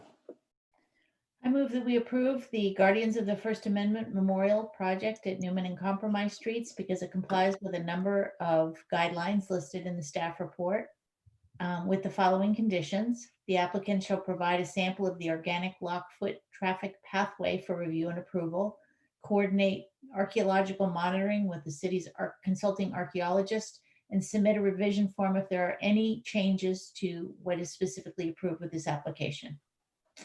Okay. As the applicant, do you understand those conditions? Yes, yes, thank you. Okay. All right, thank you. All right, the motion's on the floor. I'll take a second. Second. All in favor? Aye. Aye. All opposed? All abstain? All right. Thank you very much. The application's approved. Looking forward to it. Thank you, Kelly. Thank you, Jay. Okay. All right, next on the agenda, we're moving along. It's 8:48. Would we like to take a break right now for 5 minutes? We've got 3 more applications to go through. So I would propose a 5-minute bio break. Sounds Okay. good. I'll take a motion. No. Okay. Just 5 minutes. Okay. We'll be right back.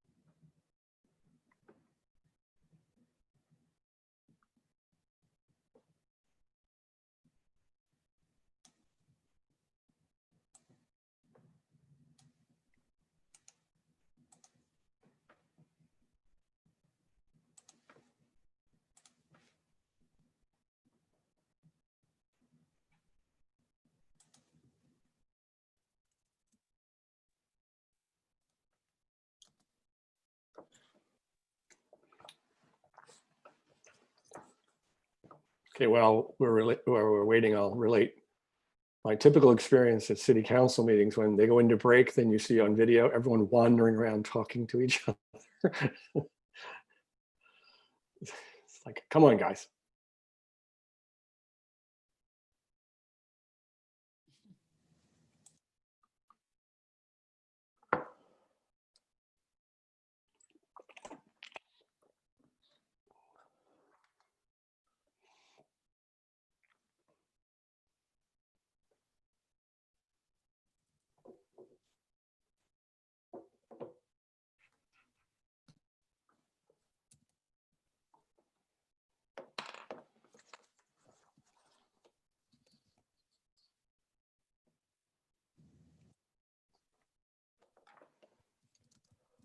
There we go. I think Kim, are you back? You're on mute, so just say yes.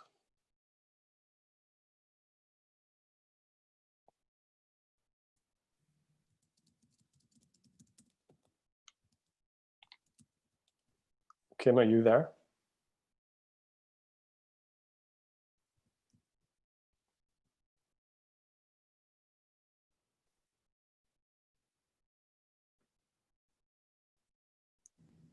Try one more time. Hello, Kim.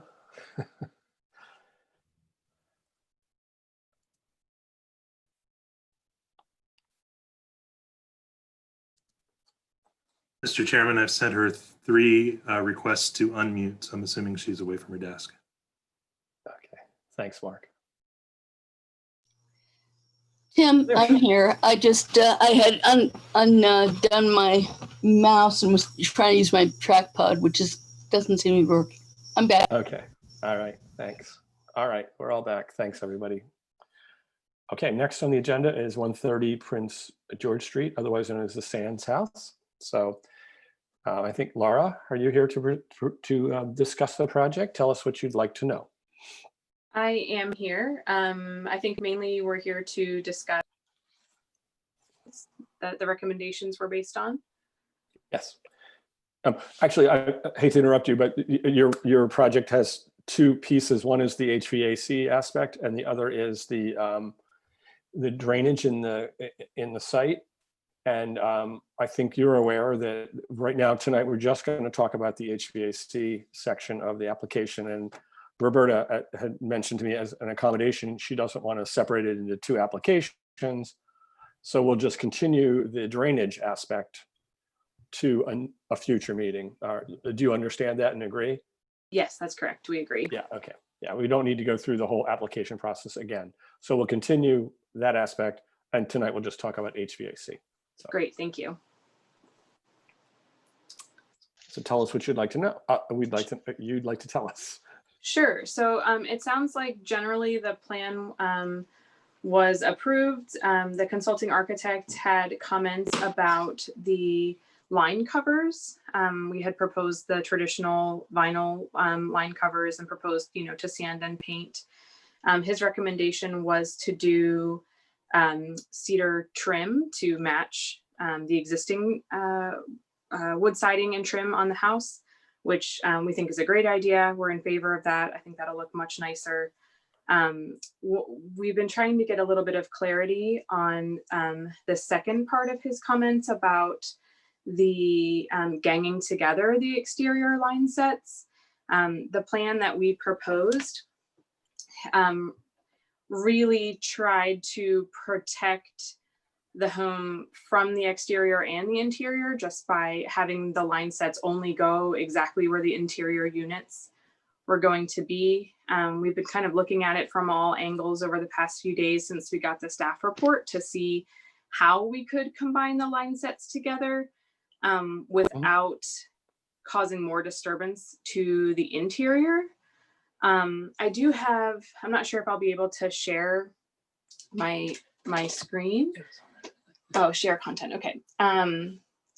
So we do have a photo. So this was the original plan with kind of those 4 green lines there representing where the line covers would go to cover the, the drain lines.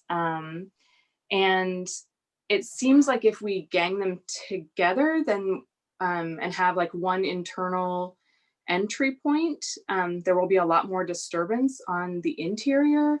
So one thing that we came up with today was almost kind of like a, I don't know if compromise is the right word, but we were just trying to think how we could condense them to reduce their impact on the exterior, visually speaking. So this was kind of what we came up with, was instead of the 4 separate lines, to have 2 roughly 8-inch wide wood enclosure covers for the line sets that would essentially still keep the interior impact to a minimum, but also, you know, this would reduce by half the visible line sets exteriorly speaking.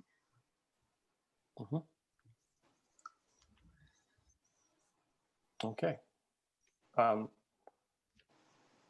Any other, and also the location of the units themselves is in that corner there, and none of that changes, correct? That's correct. Yeah, we would keep them, you know, as close to that cantilever as possible, while still being close to the interior units, just to prevent as much disturbance to the interior walls as possible.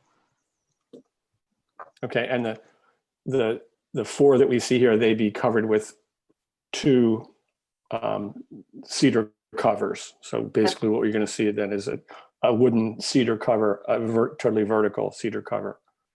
That's correct. And then painted to match the house, of course. Right. Okay. All right. All right.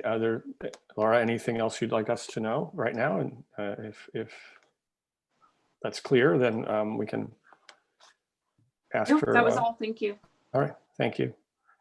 Okay, Roberta, would you like to, and then we'll get Roberta's report, and then we'll have a question and answer among all of us, and then we'll go from there.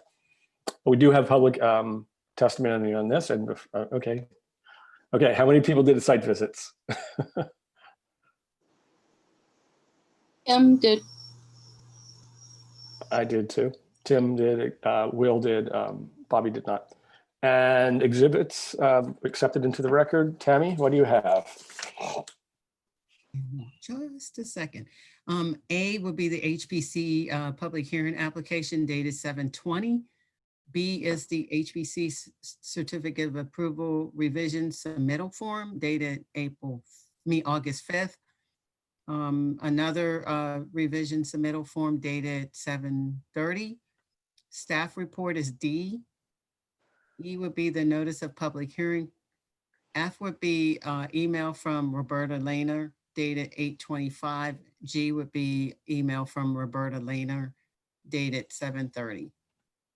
Okay. Very good. Thank you. Thank you. Okay, now over to you, Roberta. So just to summarize, while we haven't had the luxury of looking at the drawings for the interior or reviewed those, we did concur on the general location of the outer units, but we liked the consulting architect's idea to gang the line sets as much as possible to cause, without causing unnecessary damage to interior historic features. So the idea was to avoid the spaghetti-like appearance that was shown in the photo example and the initial mock-ups. And the consulting architect was not making recommendations for design because, again, he didn't have the luxury of looking at the interior drawings. But the idea was to avoid the appearance of line sets all over the place. So what we have just heard is a kind of consensus between the two. So that is a possibility. And John Tower, you can weigh in because you've been involved in this as well. My condition was to gang them in the corner of the building And the point there was to run as much as possible on the insides of the walls, on the inside of the building, which would be more visually intrusive, but would be less visually intrusive on the exterior. But again, we have a compromise here that has been offered. My other condition was to, again, because there will be in the future multiple aspects to this project, to ask for revision forms for any exterior changes. Okay. John, any points you'd like to make? Well, you could certainly create small boxes on the interior of the house also without going into the walls. And that would be as unobtrusive as possible. It would require going through floors, so that would be an intrusion, but that's also done. It's really a matter of the priority for maintaining an exterior that is historically intact as it has been for quite some time. And so this is a visual, it's minor, but it's a visual intrusion, and it's to be avoided if it can be. You just always want to minimize if you can. So an interior running line set could be an alternative. And we discuss alternatives with the applicant. There's a lot to think about with a house like this. And it's not always easy to find the best path. Sure. I think some considerations for the interior, especially when talking about adding additional, interior boxes or interior lines. Once you get inside, there are a lot more considerations, especially I kind of liked your phrase about the spaghetti looking, because that's sort of what it looks like inside right now with all of the radiator lines. There's gas lines visible. There's hot water lines for the radiators, and they really kind of do look like spaghetti noodles in a lot of areas. So I think that would be hard to work around in some of the places for our interior placement. And all of the interior units were chosen, very specifically and under very thoughtful consideration to really avoid unnecessary disturbance to the historic fabric of the house. Great consideration was taken for each interior room. Just as obviously we're very concerned about how the exterior and the way it's appeared for 100+ years is maintained.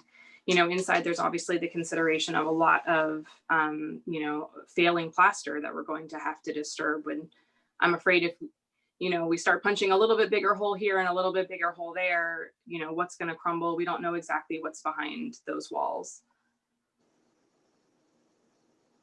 Okay. Other thoughts? Questions? Yes, Will. Given the significance of this house and the inevitable impact that this proposal has, I'm not sure I have enough information yet. Roberta was mentioning, that what we've just heard was sort of a compromise. John has mentioned the condition of the inside, and I've seen the inside and the outside. First thing that I would say based on what I know right now is the inside's kind of a mess, and I would not want to do something that potentially disturbed that even more. And if those lines that have been presented to us go directly through the wall to a unit, and that unit is going to be situated so that it's effective and some of those old radiators can be removed, I'm perfectly comfortable with having 4 wooden boxes, because I don't want to see more penetration of the interior walls to try and, gang them up, because one of the walls is a back wall, and the other is a side wall that very few people can see. So the most important part of the house, its roof, its chimney, its street facade, is really not being affected unless I'm misreading the whole thing. Okay, so maybe that's not entirely clear, but I hope that's mostly because I still think I need to see more detail and specific proposals on how this could be done inside and outside.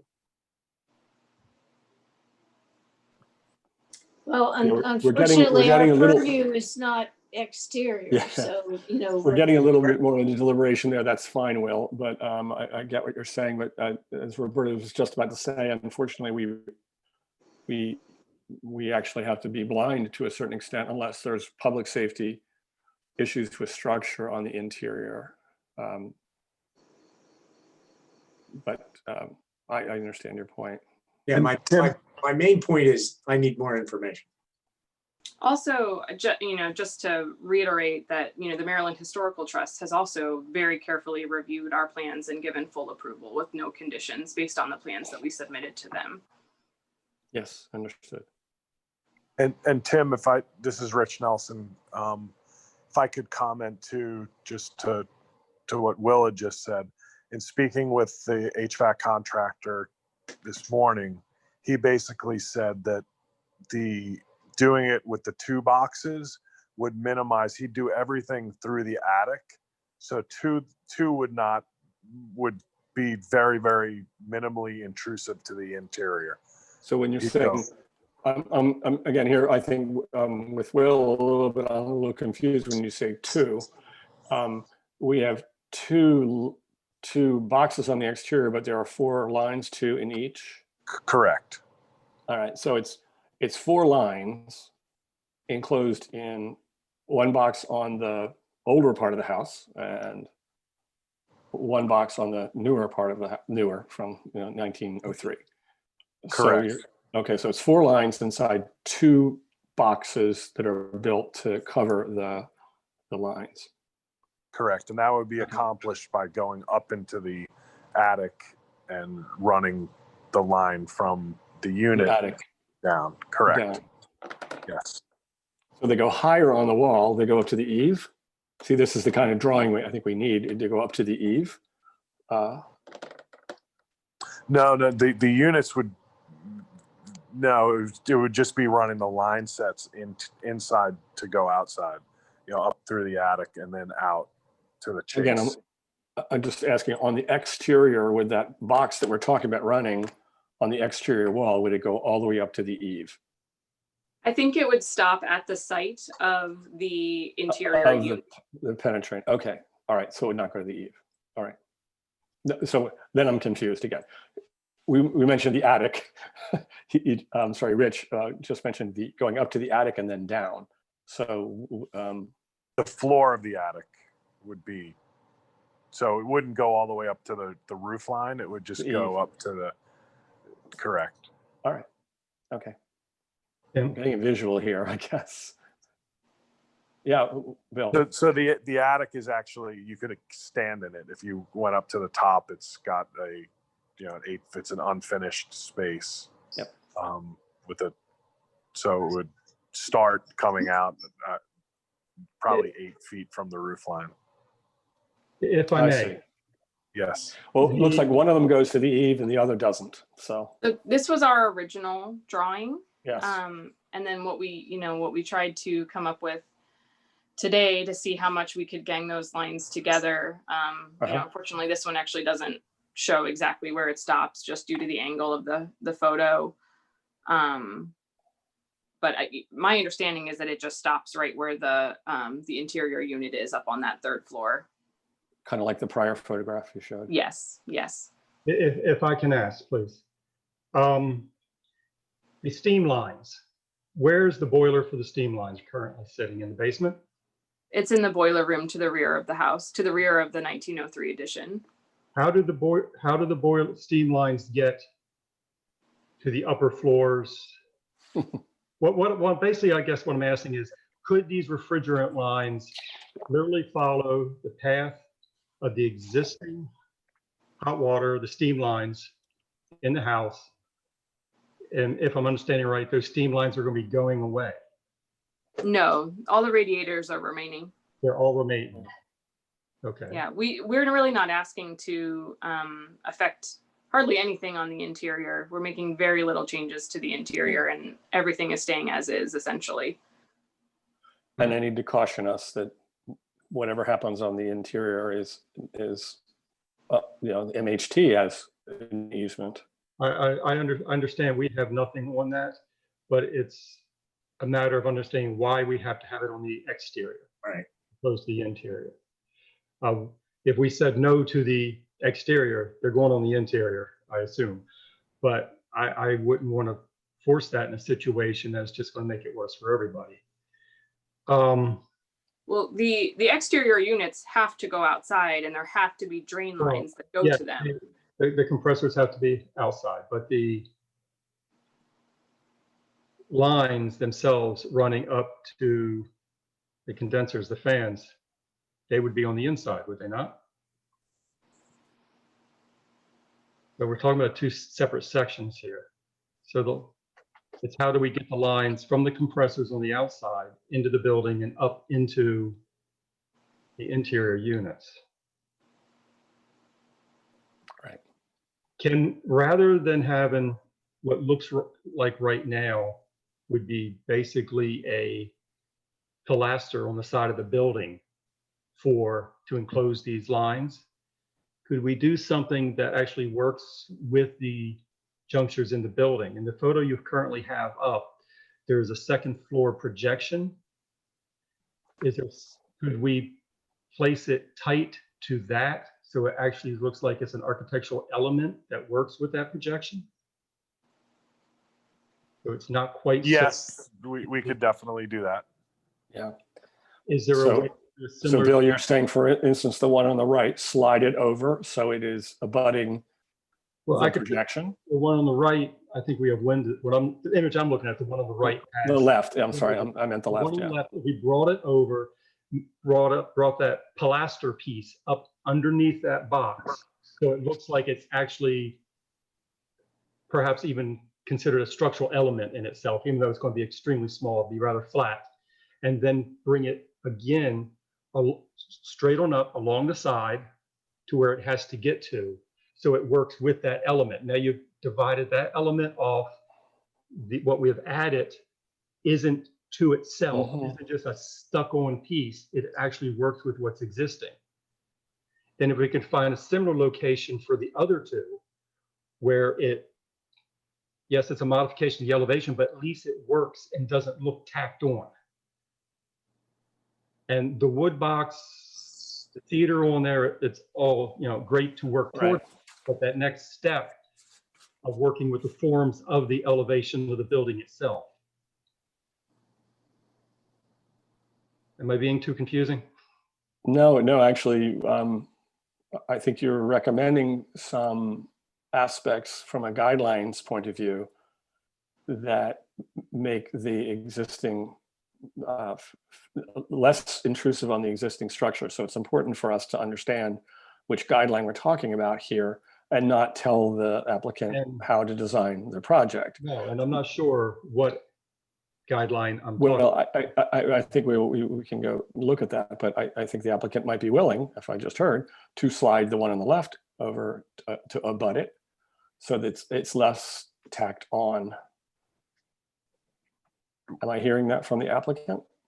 Yes, that's, Laura, I'll speak for you. Yes, that's we can easily do that, and I agree that would look about as good as you could get it to look right there, that it wasn't tacked on. It looked like it was purposeful. And then there's something that might help the other one as well, whatever that may be.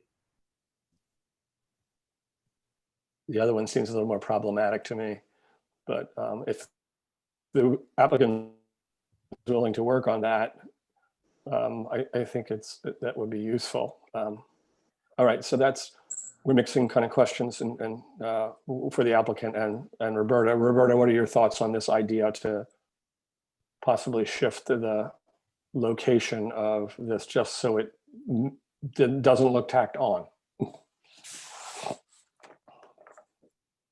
Well, while we prefer the exterior to look as pristine as possible. I understand a compromise going on here, and it's just very hard because we're not looking at interior to determine what exactly is being preserved on the interior by running this up through the attic and down through the floor. I mean, the attic is one of the most pristine places because it has so much original material exposed. Yeah, okay. All right. Other questions for the applicant, or and then we can go into deliberation and continue to talk. Other questions about? Okay. So let's then, did I already read? I can't remember. Did I read the public testimony in yet? I don't think so. No. Let's do that next, if I can find it.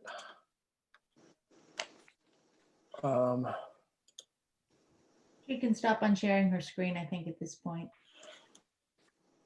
There we go. Thank you. All right.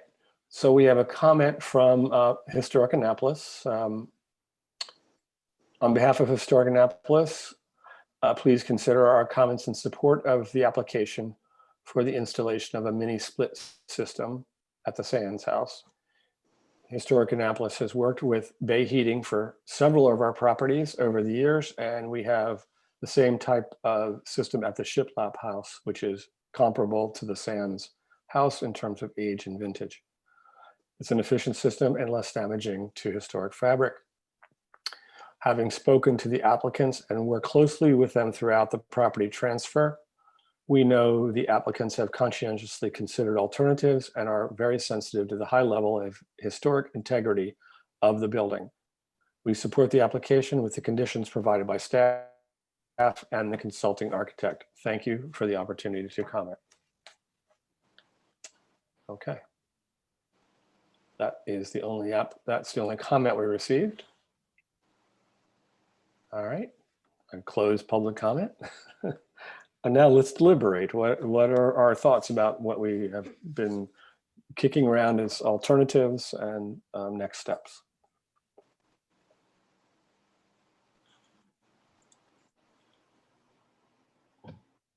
Anyone raising their hand?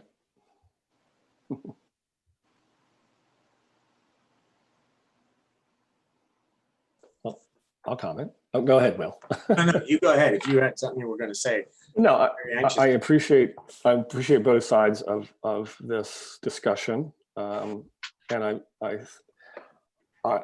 think that I would say that we have introduced some new ideas about where these lines would go on the exterior.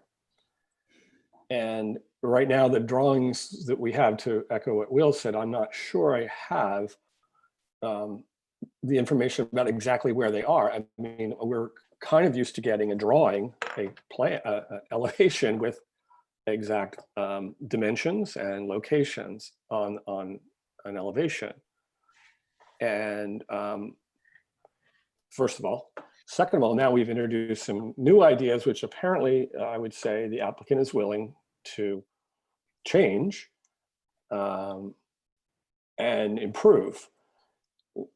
So my thinking is that we're very close to what we want and to being compliant, but we need one more step, and that's exactly where these lines are going to be. And I would be comfortable with an approval if the condition was a final drawing, which shows where exactly they are, what the dimensions of the trim pieces are going to be, where they stop and start. Right now, we have some photographs with some lines. Every other applicant needs to show specifics, and I don't see those specifics yet in this drawing or in this photograph. And so I would be okay delegating that to staff, but it is one more step, another condition. Tim, I agree with you, and I would only ask for one additional thing, and that is that Historic Annapolis see whatever that is and give us their comment. Sure. Yeah, I am persuaded by the fact that they have given a vote of confidence to the HVAC contractor. That's important. We have to allow for something like this to happen, or else this house is in greater risk of not being maintained and not being occupied. Absolutely. As this family proposes to do, et cetera, et cetera. Sure. We have to be as flexible as our guidelines will allow us. And the other, it's very clear in our guidelines, this is reversible. If someone wanted to, this is reversible. It is damaging some historic fabric, but it's generally reversible, which in my opinion is an extremely important aspect of any of our updating of historic structures.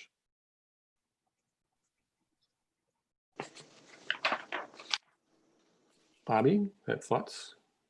I'm comfortable with the new material that we've talked about. I like the idea of, seeing final drawings so that it's, it's clear where they're going and, how the enclosures are going to be handled and everything.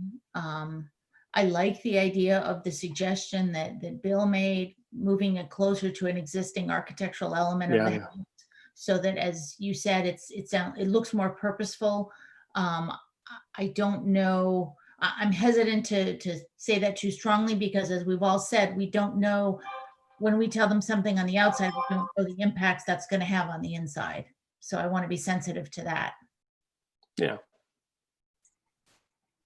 Kim, thoughts?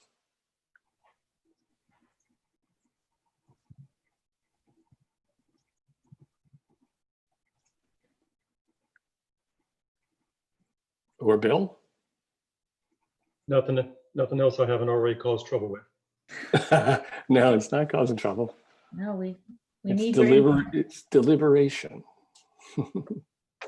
Kim's unmuted now, so hey, Kim. No, I'm fine. Okay. Okay, so then I think where we are right now is, I think the commissioners seem to be willing to move forward with the exterior line sets and the exterior HVAC units, with an additional condition to the staff report. I wish I can find. Well, basically, you're changing the first condition. Correct. Instead of just hanging them, we want to see drawings, final drawings. Well, also, I'm not sure I could really, originally the idea was to gang all 4 of them together, and then I'm not sure I can really see how that could happen. So again, thinking out loud, kind of chime in here. I think what we're seeing is the applicant has come back with, we can't gang all 4 of them, but we can gang 2 and 2.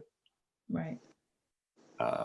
And so the condition changes to those service lines shall be ganged into 2 channels with trim, and the final drawing, which moves them closer to an architectural element, and that'll be up to the final drawing, I think, but I can certainly see it on the left-hand side of that drawing being ganged or moved over to abut the projection. The other one, it's going to be more problematic, but but it has to be sensitive to the interior location of the units. So I think if we change the first condition there to be the service lines shall be reduced from 2 to 4, 4 to 2, and located in a location that is sensitive to existing building elements, and that drawing would be presented for a staff review and approval. Was there something about HA in there as well? I was suggesting I'd like to know HA's opinion of any change to what they've already reviewed and approved. Are you talking about MHT or Historic Annapolis? Historic Annapolis. Have they been involved? What Well, say yeah. do they have over the? Yeah, I'm not sure, Will or Bobby, that could be a condition on our approval. I'm not saying they have to approve it. I wanted them to review it. We value their opinion. We work in consort in a way with them. They said they approved what was presented tonight. I want to know what they No, think. they didn't approve. They Well, right, supported. okay. We're getting hung up on semantics. They reviewed and said they recommended we approve. Correct. I want to know what they think about whatever the next outcome is. I just want to hear their opinion. I think that I agree, and I think we can do that. I'm not sure I can put that in. No, I don't think you can make it a condition. We can't. Okay, there you go. Yeah. Right. Karen's been very involved in this, as we all Yeah. know, from day one. So, okay, yeah, I'd be curious too. So, so that's a revised condition. And then obviously the next condition is, it just reiterates the fact that there any approval for any other changes about the HVAC aspect of this. So if we revise the condition, Laura, would you be open? Would you agree with that? Can I hear exactly like how the condition would be worded?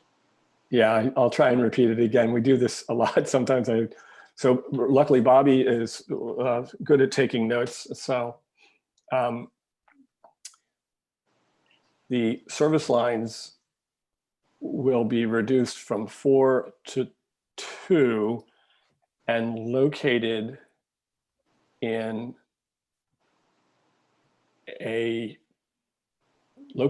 close to an existing architectural feature so that they do not look, I can't think of a better word than tacked on. And they will be enclosed with painted wood board trim.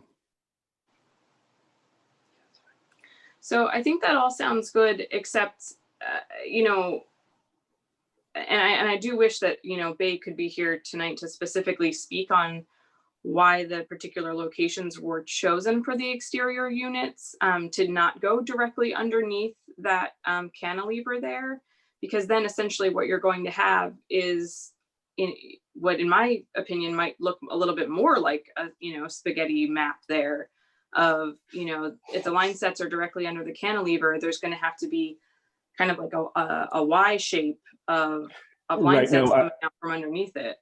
I'm sorry, I'm not recommending that. I'm recommending your new drawing, which is they go straight up. They are not underneath. Laura, the idea would be cantilever. They to go relate to the cantilevered element. It could go up the side of it. just attached. Right, exactly. But just move it over to the one on the left. Move it over a little bit to the right so it butts up against the. Not having it separated so like it looks like it's a piece of freestanding. Yes. So So essentially it's to move the exterior units as close as possible to under the cantilever where we can still. We're moving the line sets. That doesn't the mean line sets, the cantilever, the units do not need to move at all. the line sets can run horizontally for a short length. I see. And Laura, I completely understand what they're, and I think Mike can certainly accommodate the diagram that they're looking for in, you know, probably 30 minutes or less. I mean, it's a really easy task that we're being requested of right now. So Okay. Do we have to like once we have that drawing, do we have to wait for another public hearing? No, my proposal is that would be submitted to staff for administrative approval. If Roberta does not agree with the final, then we might have to go back to the next one. But no, the idea behind this condition is that once you submit a detailed drawing, that Roberta can review it and approve it, just like any other material approval after an approval. So I see. no, Thank you. wouldn't have to. Yeah. This is a normal procedure where we ask for more detail. We provide it to Roberta for her professional evaluation. I think I understand why your HVAC guy is hesitant to put the 4 line sets together. It's simply because that would indicate that your 4 exterior units are close together. It's going to compromise the efficiency of the units.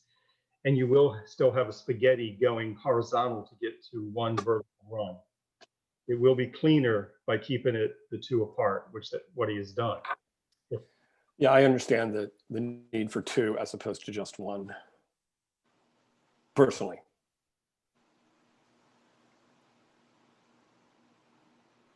Does that condition make sense to the other commissioners? Yes. Yep. Okay. All right, I think then I think, Bobby, if you could give us a motion. I move that we approve the proposed HVAC project at 130 Prince George Street as it is consistent with a number of guidelines as spelled out in the staff report with the following conditions.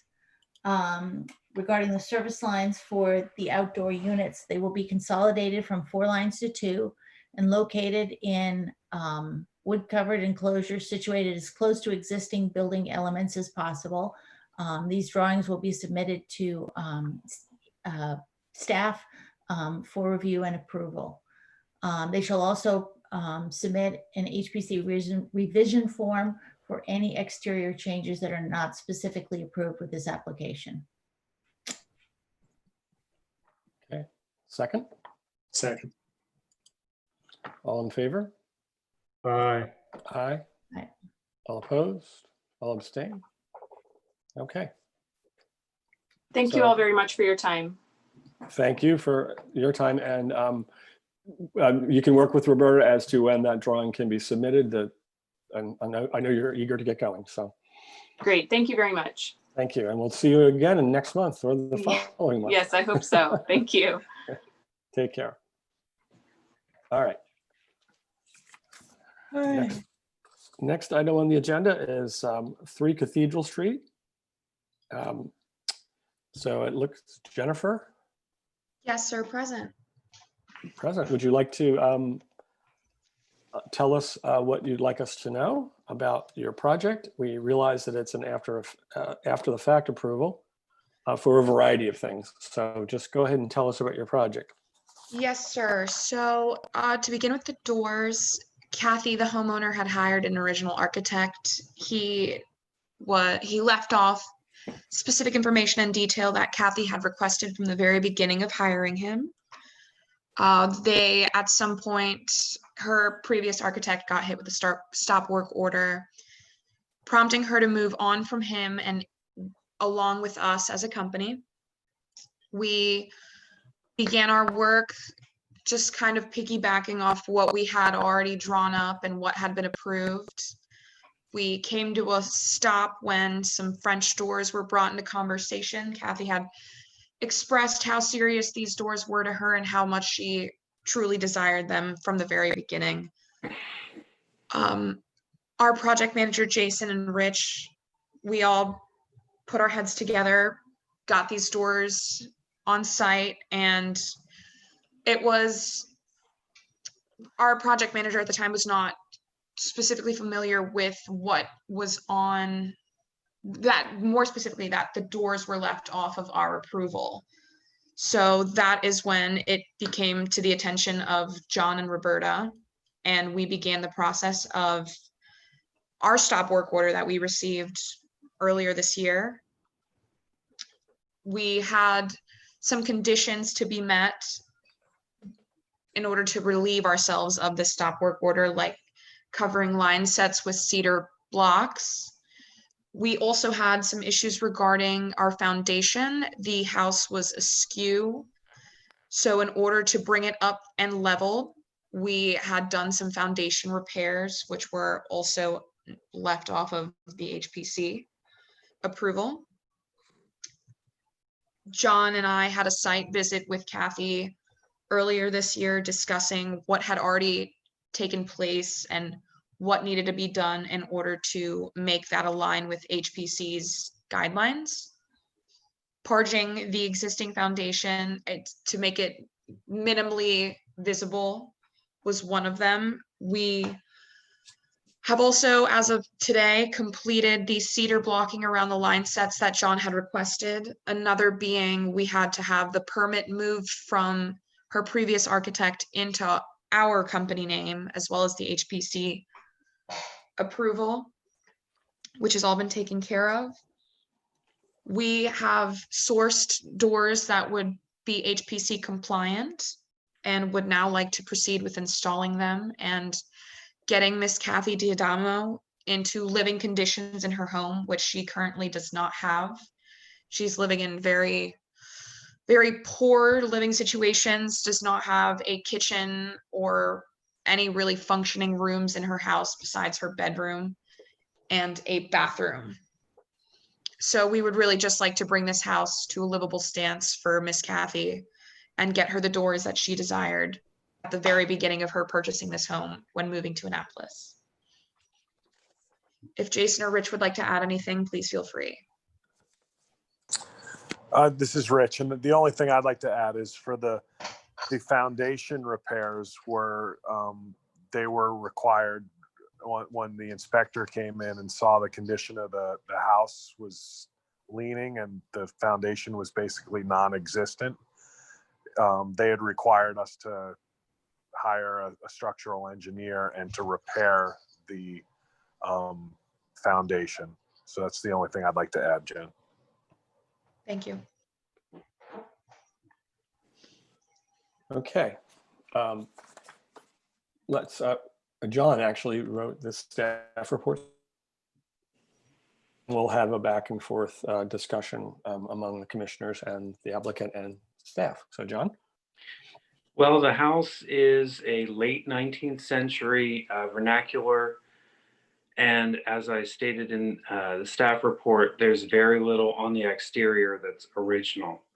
So for the rear of the house, where they're proposing to put the doors, very little original material would be affected. As far as the foundation goes, it's minimally visible.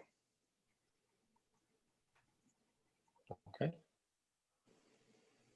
A quick question about the current state of play. Are the doors on site already installed or are they to be installed? Well, it came to our attention that they had installed doors that were of fiberglass and metal. Right. I mean the new. So, I mean the new doors. The right. new doors, I which are haven't seen- compliant. Right. I The new have not doors are seen the compliant. new doors. I have not seen the new doors. All we have is a specification. But They are not on site as of this that's okay. moment. That's okay. The specification indicates that they're wood doors and are compliant. John mentioned that in his staff report. Yes. Okay. So you'd be replacing the non-compliant doors with compliant doors. Correct, sir. In the same location. And no additional changes to the building. Correct. The penetration of the facade. No new openings to be made. All right. Okay. Commissioners, questions for either staff or the applicant? All right. I need to add that we have received a comment at 6:39 p.m. And it's very brief. Do you want me to read it? Yes, please. Okay. The comment is from Lauren Winning, W-I-N-N-I-N-G, Creek Drive in Annapolis. And she says, I met Kathy Diadamo in early 2019, shortly after she moved here, and before she acquired her home that is the subject of this meeting. I know that she bought the home because she values its historic character. Kathy is a conscientious and cooperative person, a lover of historic Annapolis. Kathy is an asset to the neighborhood and our community. That's all. Okay, thank you. So that's in support. All right, so that's public testimony.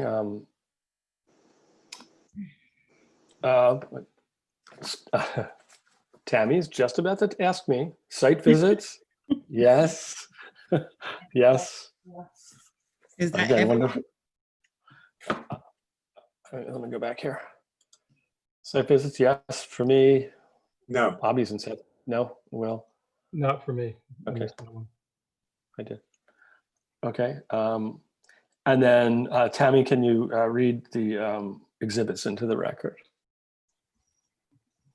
Okay, give me just a second. Okay. HPC public hearing application dated 7/29.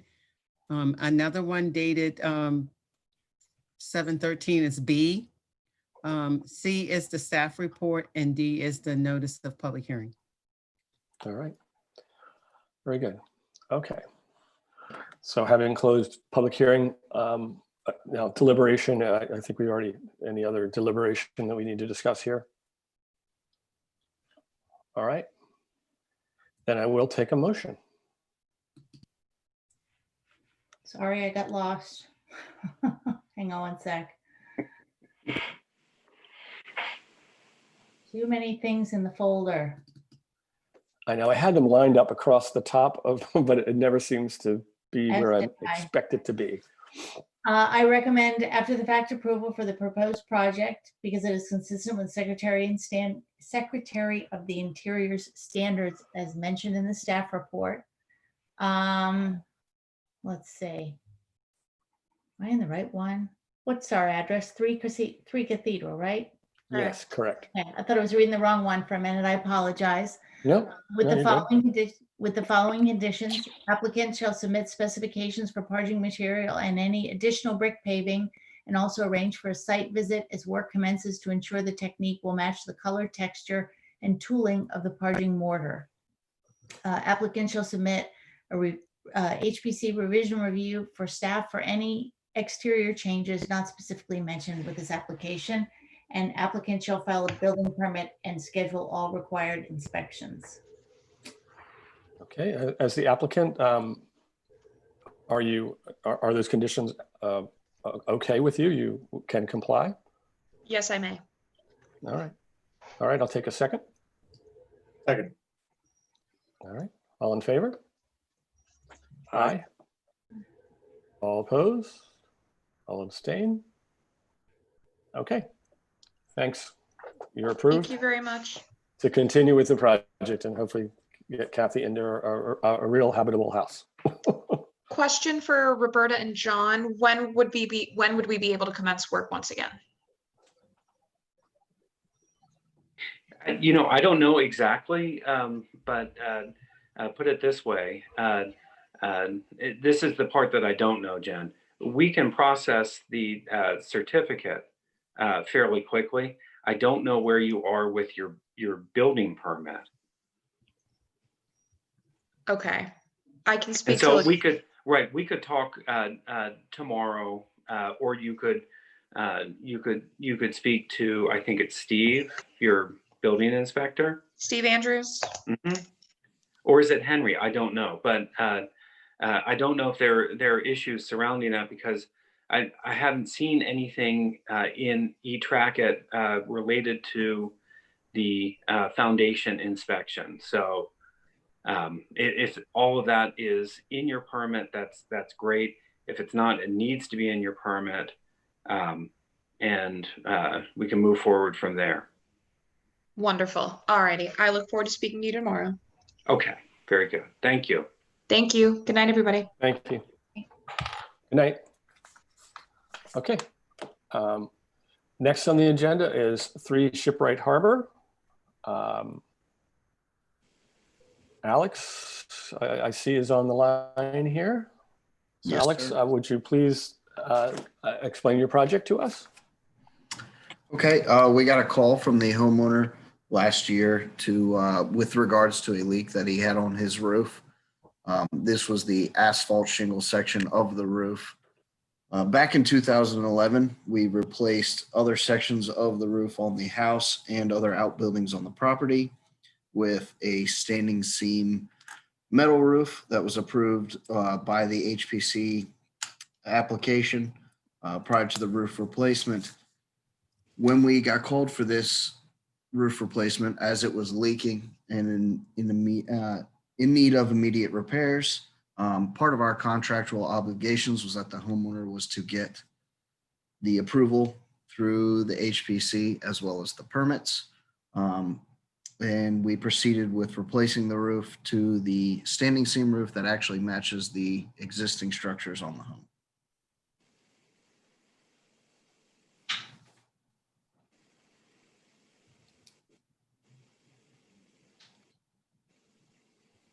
Hello?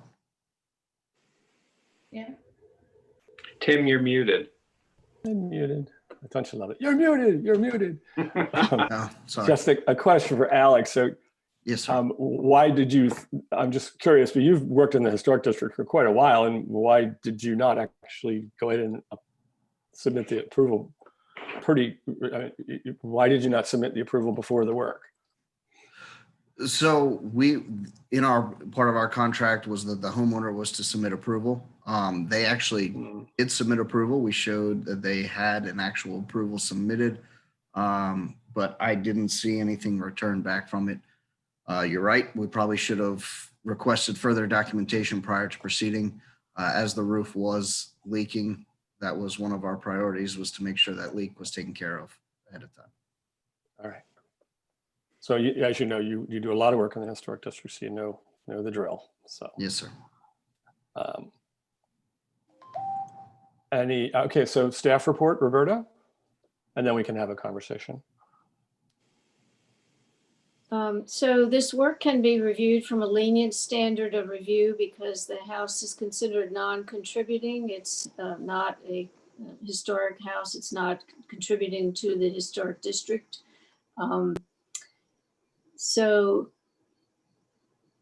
But coming before the commission and a public hearing is necessary because the main roof composed of the composition shingles was replaced with the standing seam metal roof. So it was replaced with a different material, and the work was done without a certificate of approval. I am not aware of any application submitted. There was a previous application that was administratively approved for the smaller standing seam metal roofs on the house. Had we been involved, we would have worked with the applicant to use details that we consider less comparable to this kind of shopping center appearance. And in my staff report, I had a hard time justifying meeting standards, but and the bottom line is that replacing this roof at this time would be more damaging to the condition of the building than maintaining it as is. That's all. Okay. All right, commissioners, questions for the applicant or for staff?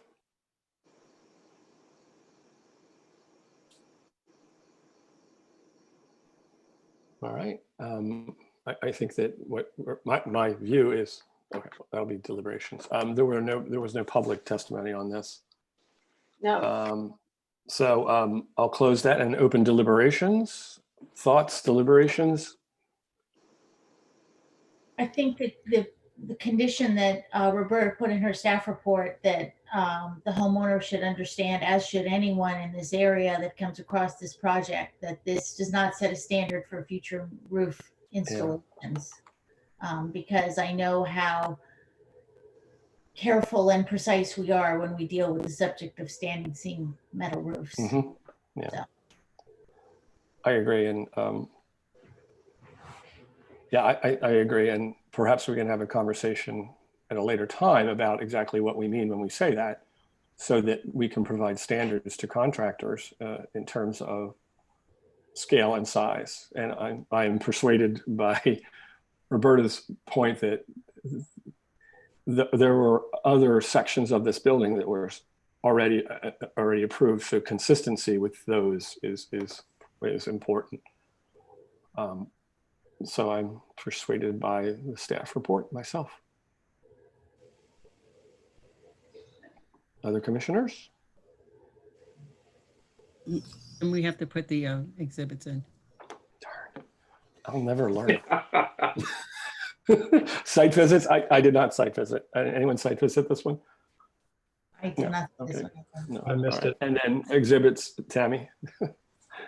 A is the public hearing dated 7/28. B is the administrative approval application. C is the staff report. D is the notice of public hearing. And did everyone do not do site visit? Bobby. Will? Down at that dead No. end. No, Could I add something here? It's in a private subdivision area of the city. It's actually private property. Yeah. Just mentioning that. It's viewable Not from a giving you kayak. an excuse.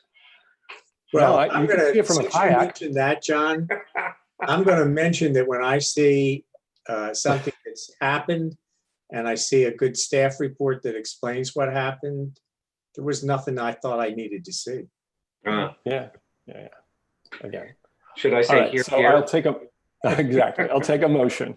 All right, I move that we approve after the fact, the property at 3 Shipwright Harbor with the following conditions. The applicant and property owner understand that approval of this application does not set a standard for future metal roof installations, and that HPC approval is required for all roof maintenance projects and installations in the Annapolis Historic District. Is the applicant willing to accept that condition? Yes, sir. All right, thank you. A second? Second. All in favor? Aye. Aye. Opposed? Abstain? Okay. Thank you, Alex, and we'll look forward to the next roof. Thank you. I love your building over on the Eastern Shore, by the way. Oh, appreciate it. Thank you. If you haven't driven on Route 50 yet going to the beach, Rough Roofers built this really interesting structure. So, all right. Thank you, Alex. Okay. Any other business? I think, Will, you wanted to bring something up? I just wanted to very quickly ask Roberta, where does it stand with the Fawcett site? How come nobody's building anything? How building out? I thought they were where they needed to be to go ahead and get permits and build. They're in the process now of getting the building permit. Oh, okay. I don't think it's actually been submitted yet, but they're working on the actual building permit. So Mr. Phillips selling his house doesn't mean he's abandoning the city entirely. You want to call and ask? He needs the cash to put into 110 compromise. Yeah. Thank you. I did notice that, and I don't know of any relationship between the two. Great. Okay. Any other business? I'll accept a motion to adjourn. I move we adjourn. I second adjourn. All in favor? Aye. Aye. Thanks, everybody. Great meet. I really appreciate